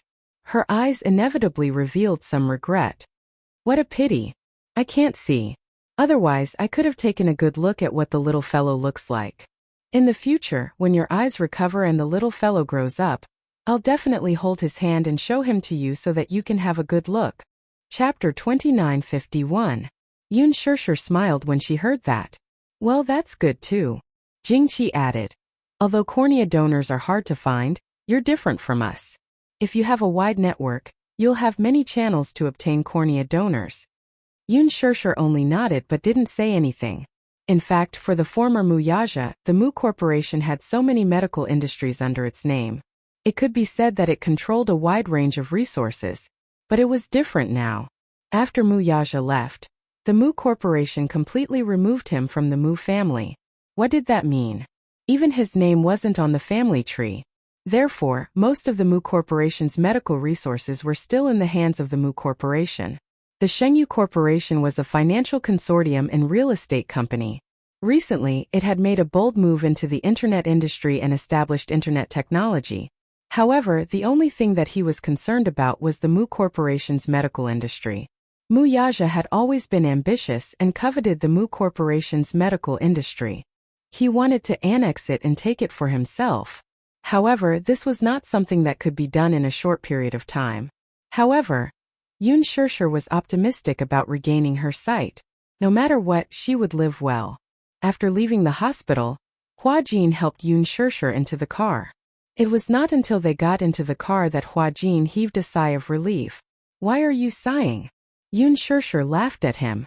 Huajin muttered. Fortunately, the scene I imagined didn't happen. What scene? Huajin said awkwardly.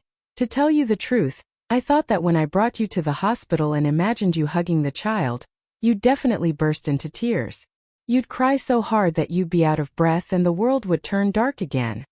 Yun Shirshir's lips twitched. Am I that pretentious? Huajin glanced at her from the corner of his eyes as if he was silently teasing her. Yun Shirshir retorted. I'm not that weak. Why not? Huajin said aggrievedly. You don't know this, but at that time because of Xingzhe, you didn't have any appetite and couldn't sleep. You felt empty as if your soul had left your body. Qin Zhou brought over the videotape that Xingzhe had recorded before he was born. Brother-in-law had only just started playing it, and you were already crying like a broken dam. You don't know that when he sees you cry, even the Gongjie secretly wipes his eyes. Mr. Gongjie? Yun Shirshi's face twitched again. What is this? Why do you call him that? That's because he looks so fierce.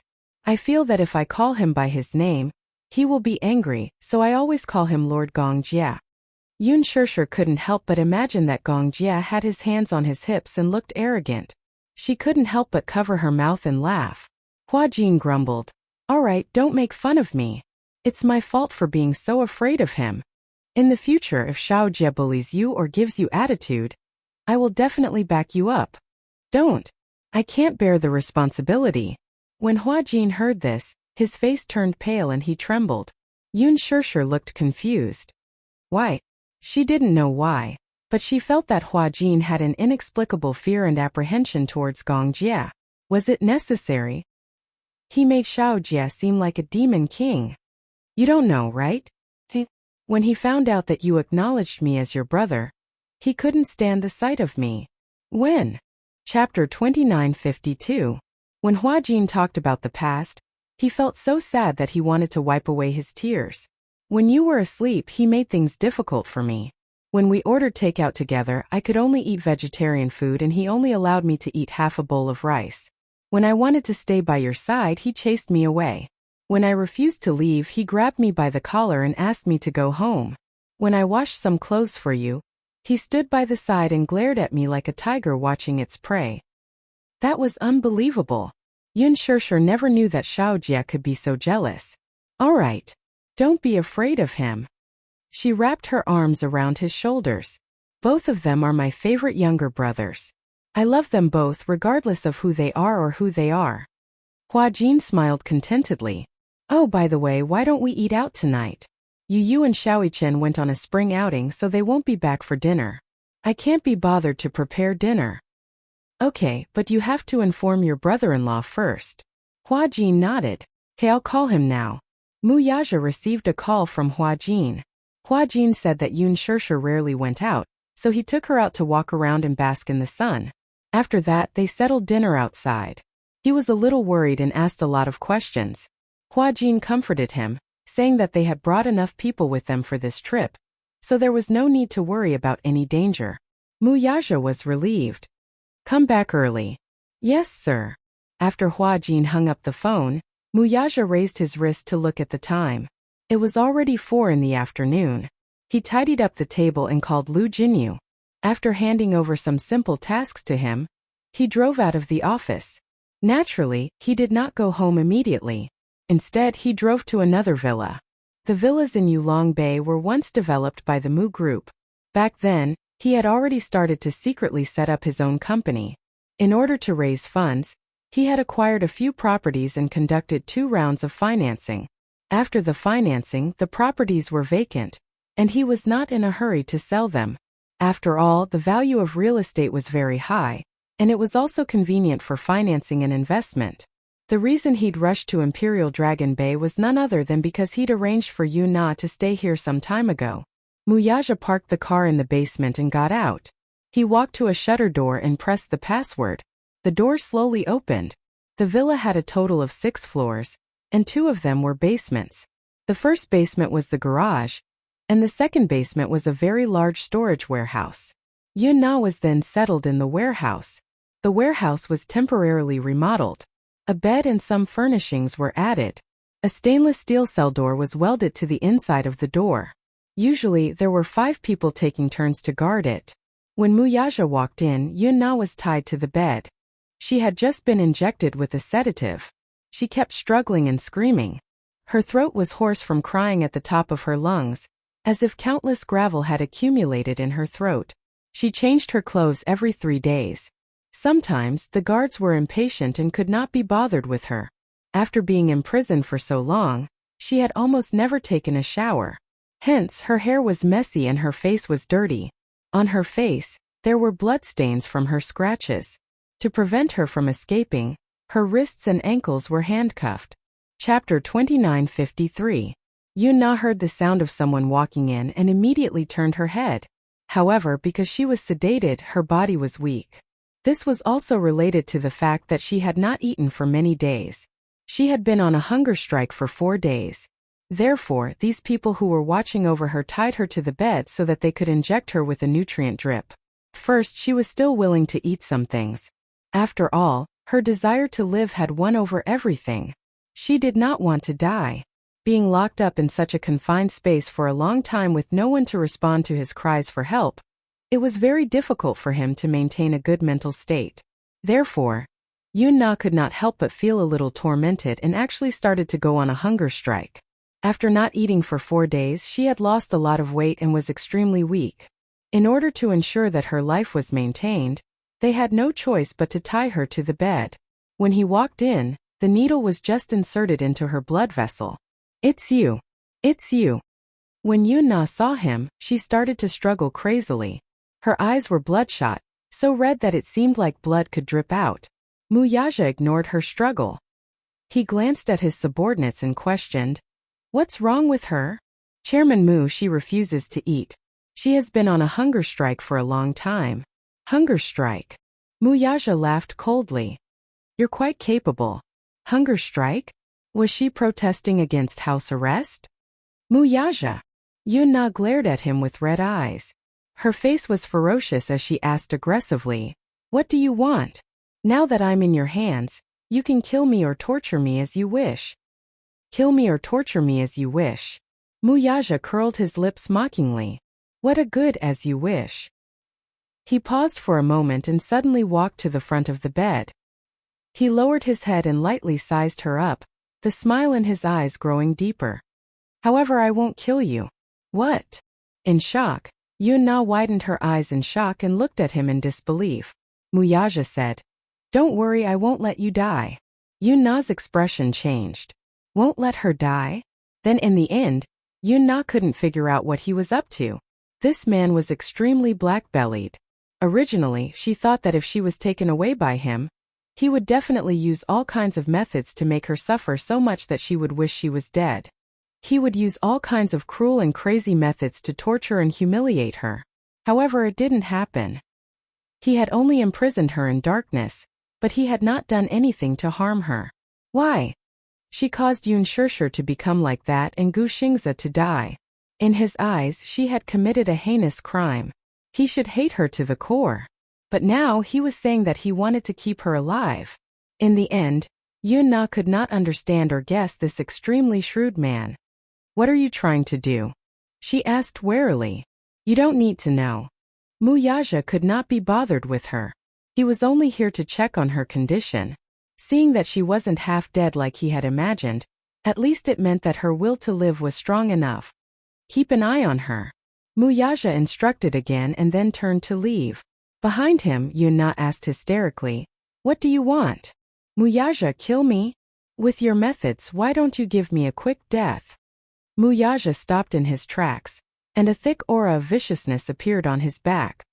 "Give you a quick death?" Chapter 2954. He laughed mockingly and glanced at her from the corner of his eyes.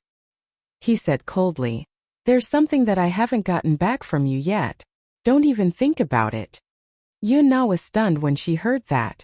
She was a little confused by the thing he was referring to. What thing? What exactly did he say that he wanted to get back from her? What is it?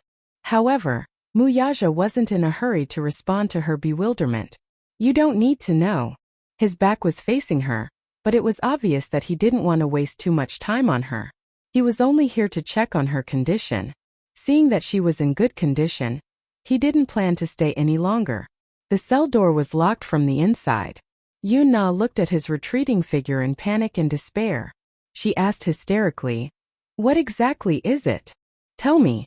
Tell me." "Wuxia, you bastard. Why are you imprisoning me here? What's your motive? Answer me." The only response she got was the heavy sound of the shutter door closing. With a loud bang, the door fell heavily on the ground. Darkness enveloped her as if she was isolated from the world. She clenched her fists tightly, but there was no room for her to struggle. Her expression was twisted like a trapped beast. Muyaja had just gotten into the car when his cell phone suddenly rang. He picked up the phone and saw that it was Lu Jinyu. He frowned and picked up the call. Hello? Boss, I heard that sister-in-law isn't home for dinner tonight. Yeah. Muyaja couldn't help but be surprised. He didn't mention this to him. When Hua Jin called, he happened to be standing by the side. He probably heard that Yun Shirshir wasn't home for dinner through the phone. What's the matter? Lu Jinyu chuckled evilly and said seductively, it's rare that sister-in-law isn't home. Since there's already someone taking care of her, why don't you come with us to have some fun? Oh. Muyaja frowned and looked at the phone screen in disdain. He knew that Lu Jinyu wouldn't call him for anything good. No. As he spoke, he was about to hang up. Lu Jinyu hurriedly said, Chief, don't hang up. Sigh. Actually, I'm doing this for your sake. Look, eldest sister-in-law has been pregnant for so long, so you must be reluctant to touch her. No man can resist not having sex for so long, right? Boss, you're also a man. Don't you have any needs? As your little brother, I'm also very good at dealing with matters. I'll definitely try my best to satisfy you. You're here because of this? Muyaja sneered. He wondered what Lu Jinyu's motive for calling him was. So it was to tease him. As a subordinate, of course I have to be considerate of my superior. Boss, I'm also a man, so I understand that feeling. If he really couldn't hold it in any longer, there was no need to hold it in. Don't worry. If you go out to have fun, we will definitely keep this matter a secret. Only Jiang Shen and I know, but no one else knows. Muyaja only asked in return, do you still want next month's bonus? Bonus? To Lu Jinyu this was a huge threat. Given his position as the second-in-command of Shengyu Financial Corporation, his salary was fixed, but the monthly dividends were not cheap. Chapter 2955. There was a few seconds of silence on the other end, and he immediately corrected himself. Boss, I was just joking. Why did you take it so seriously? I was just testing on behalf of sister-in-law to see if you're honest enough. I wanted to test if boss is loyal to sister-in-law. Muyaja smiled and asked, have you gotten the results of your test? Do you even need to ask? Boss was absolutely loyal to his sister-in-law. All right. Boss, you're busy. Jiang Shen and I are free to do whatever we want. After he finished speaking, he hurriedly hung up the phone. Muyaja threw his cell phone aside and drove home. When he got home, Hua Jin and Yun Shirshir were still not home. Yu and Xiaoichen had gone for an outing and were not back yet. It was rare for the house to be so empty. He walked into the study and took out a stack of books from the drawer. They were all topics related to motherhood, childcare, and pregnancy. He had secretly bought a large stack of books on this topic behind Yun Shirshir's back, especially on prenatal education and childcare. There were all sorts of books. He had not had the time to read them, and he did not know if he could make up for it in time or if it would be of any use. Usually, he would be too embarrassed to take out these books and read them openly in front of Yun Shirshir. Especially when Yu and Xiaoichen were around, he would hide these books very well. He was afraid that the two little guys would laugh at him if they saw them. When Yun Shirshir was pregnant with Yu and Xiaoichen, he was not by her side. At that time, other than that night when he went to visit her and successfully got pregnant, he did not appear in front of her again. He vaguely remembered that when she was pregnant, she had attended some prenatal education classes. At that time, they had played Mozart's music and Chopin's piano pieces. However, when Xiaoichen grew up, he did not seem to have any talent or luck in music. Instead, he was tone-deaf. Looking at Yu, he did not seem to be any better. This point was a little strange. Although he wasn't particularly talented in singing, at least he had a good grasp of the 5 tones. Yun Shirshir's voice was very pleasant to listen to, and when she sang, she was also quite good. Why was it that when it came to these two fellows they were tone-deaf? Could it be that the prenatal education was not done well? Some time ago, Yun Shirshir pestered him to read bedtime stories. However, it wasn't for Yu and Xiaoichen but for the little guy in her stomach. Muyaja muttered, "Can she hear you?" Yun Shirshir felt so wrong that the rims of her eyes turned red. He was flustered to coax her, but in the end, he didn't know what he had said wrong to make her suddenly like this. The next day, he specially consulted a new nanny who was one of his employees. As someone who had been through this before, this stay-at-home dad boasted. He said that when a pregnant woman was pregnant, her emotions would fluctuate easily. She would often cry at the slightest thing and become agitated. When Wuxia heard this, he was confused and stunned. In the end, the employee cautiously asked, "Boss, the knowledge of being a stay-at-home dad is very particular." Then, he instilled some information into him. Which family's wife did not do well during her confinement? Her health deteriorated greatly and she often caught colds. Which family's child did not take good care of? Not long after birth, the child became jaundiced and had to be carried under the sun every day. Which family's wife ate and drank too much when she was pregnant and got diabetes? Which family's wife did not receive the love and care of her family after giving birth? She was neglected and suffered from postpartum depression. Chapter 29:56.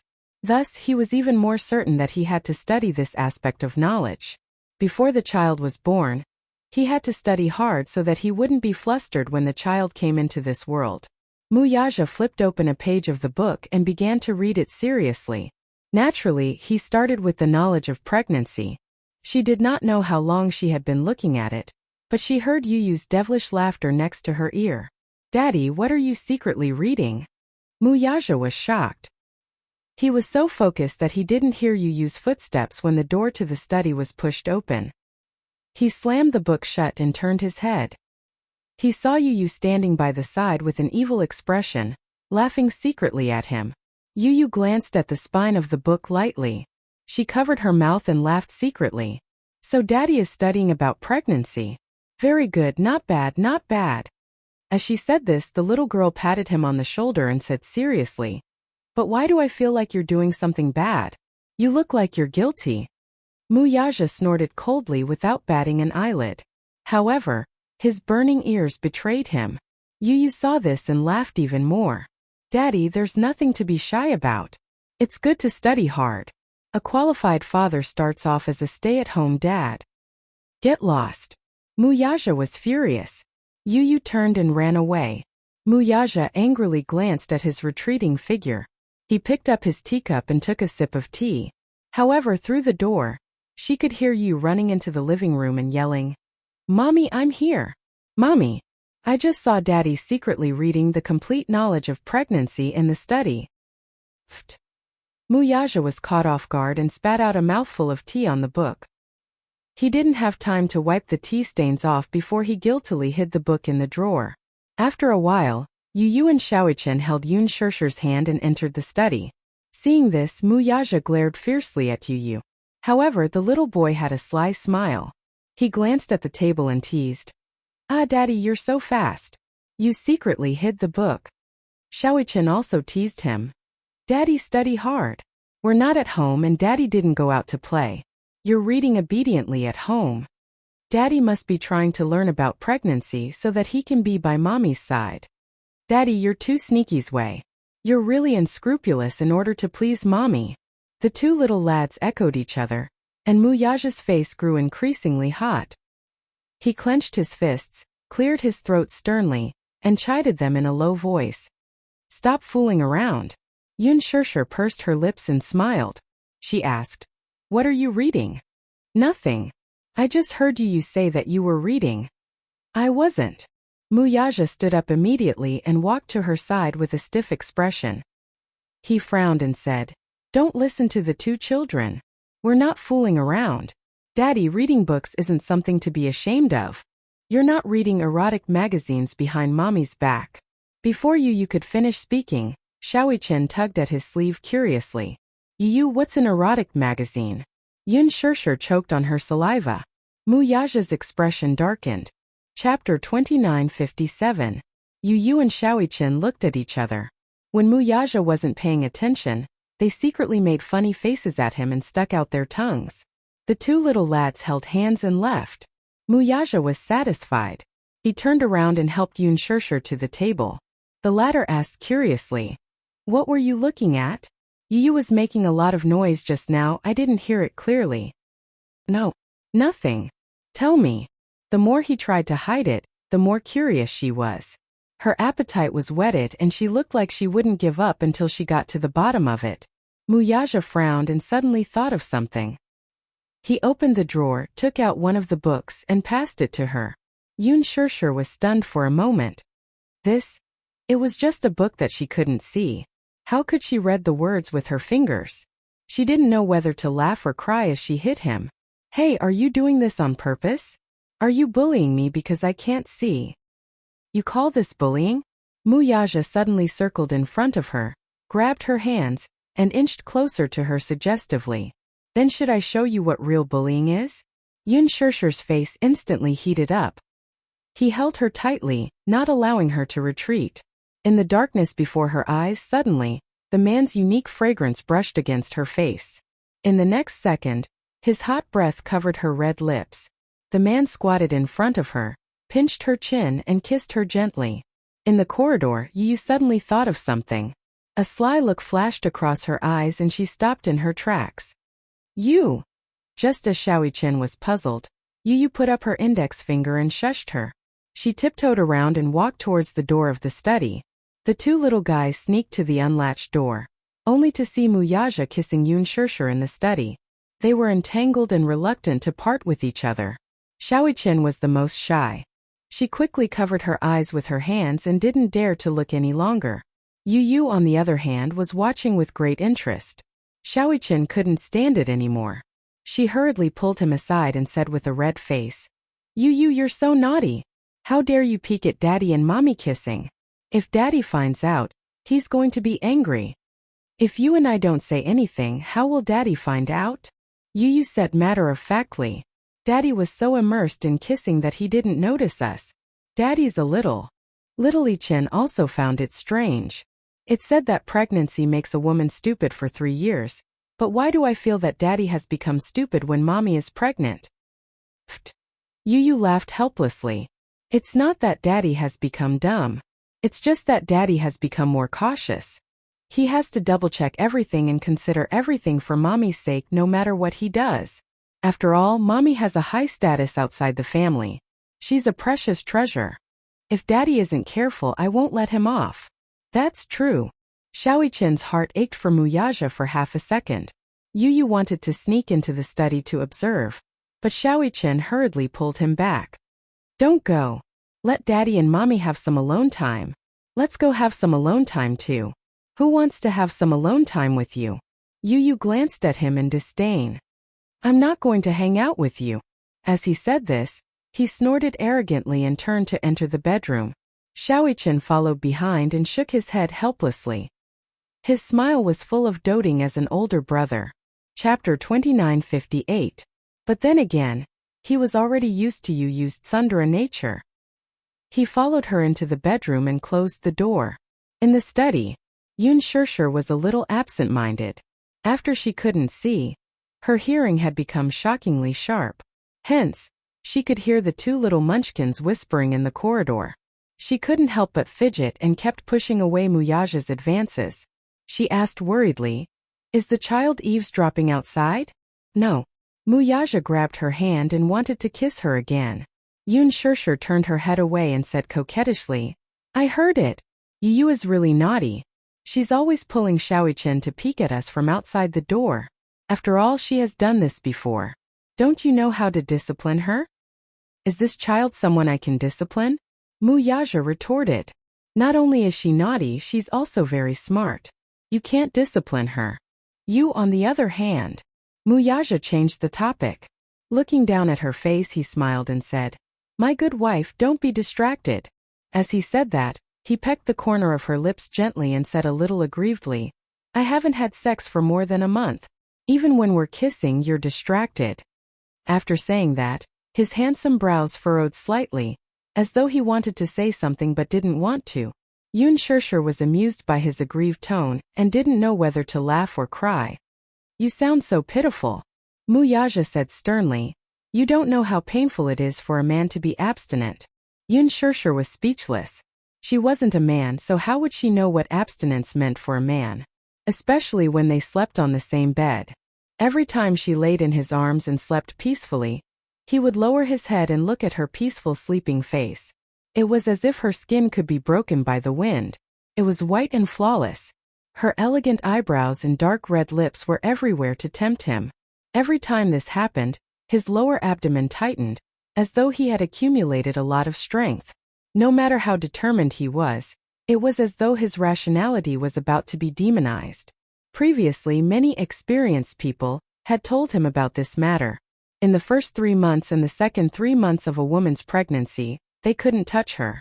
In other words, in the 4th month, as long as they were careful and didn't use too much force, there wouldn't be a problem.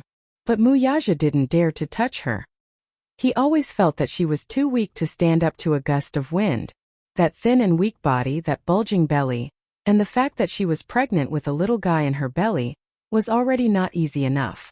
With such a thin waist, if he didn't grab it, he didn't know if it would collapse. How could he bear to touch her?